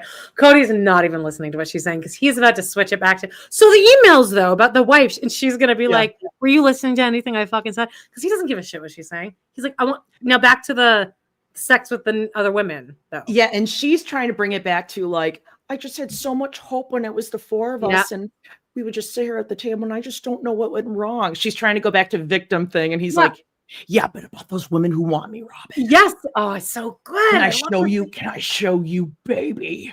Yeah, next time I'm going to show you. I'll show you. All to know individually and collectively that I love each of you and then I have each of your backs. He's like, what? He's like, okay. So you're telling me I can talk to women? Yeah. So yes or no on the sex.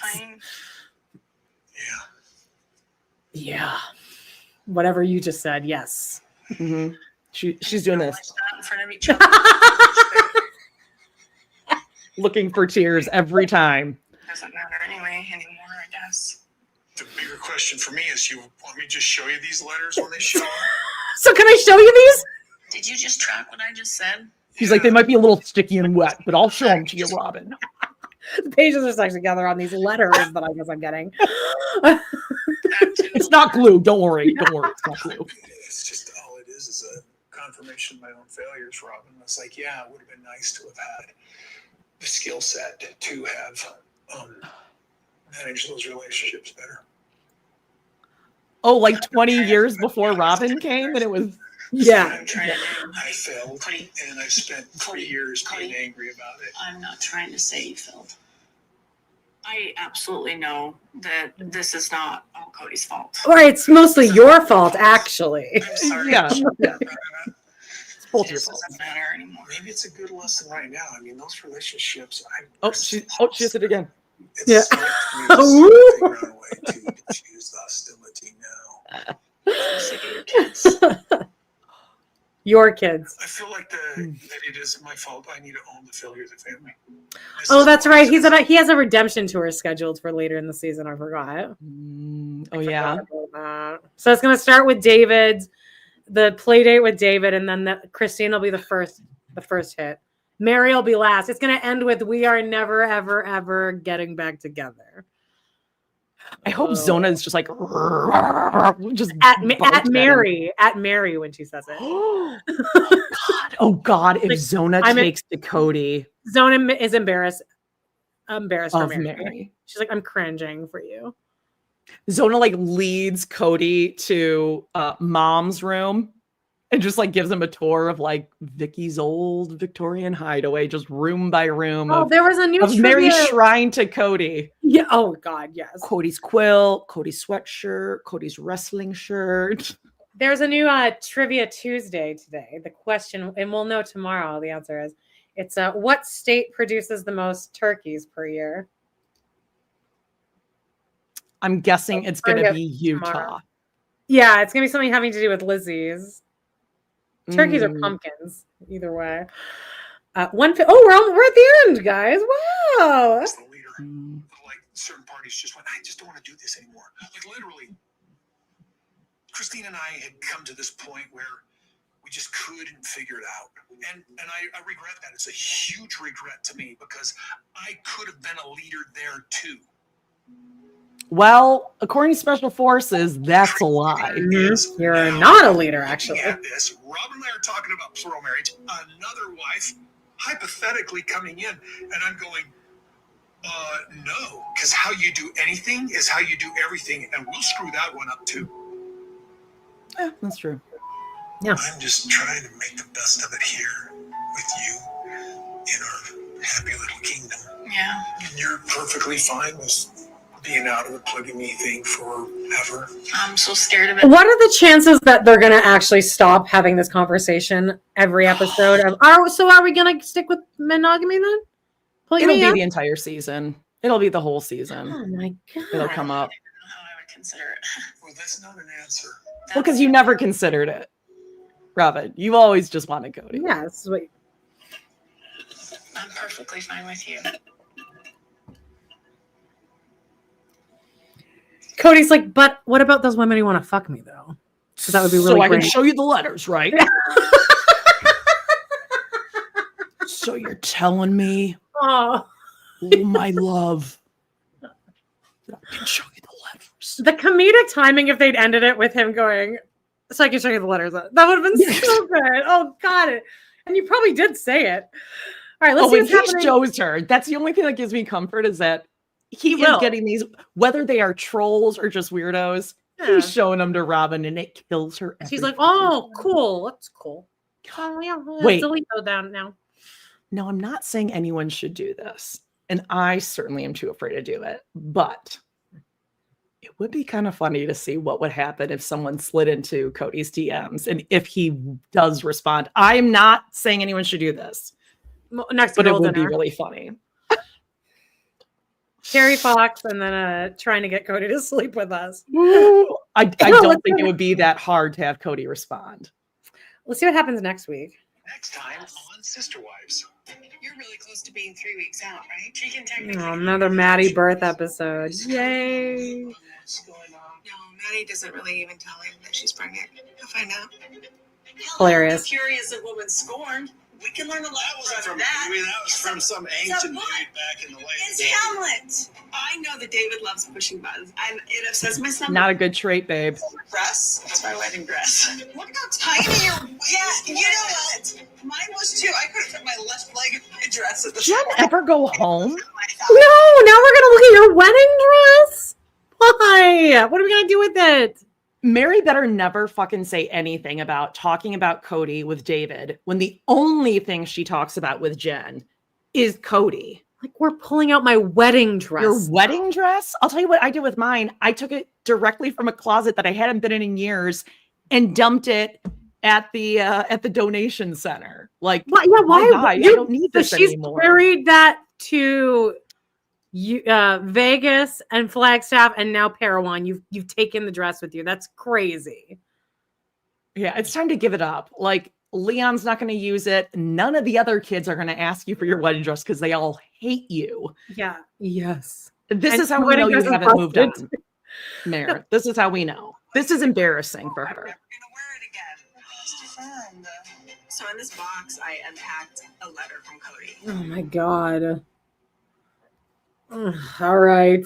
Ooh, Ray says, can we ask AI to create a younger version of Robyn lookalike to get his attention? Oh my God, that's so funny.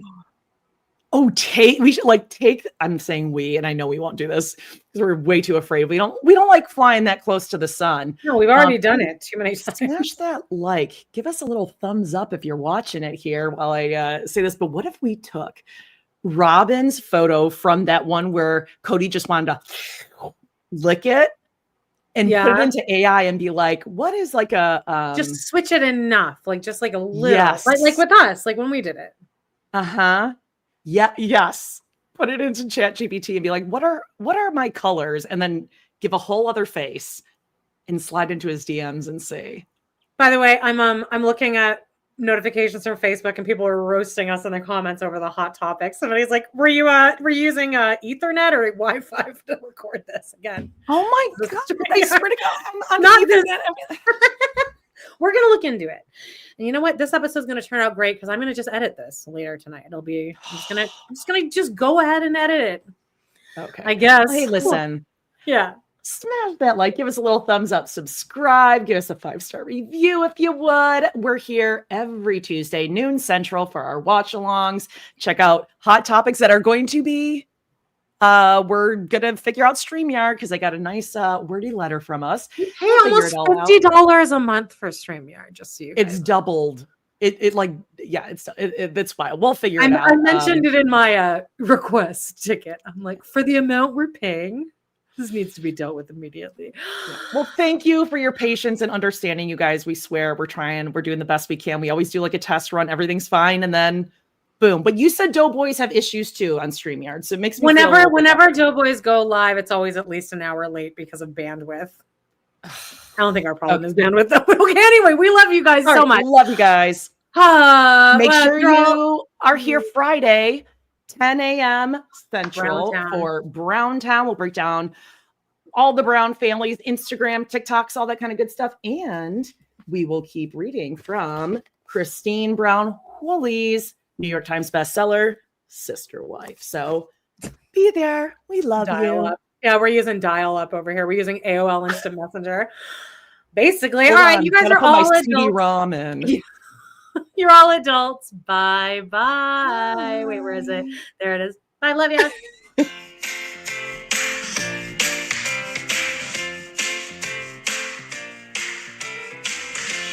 Well, guys, it's been a blast. Thank you so much for joining us today on our We Love to Hate Everything channel. Please do not forget to hit that subscribe button. Give us a like or even a comment and click on that bell if you want notifications because you never know when we might pop up and go live.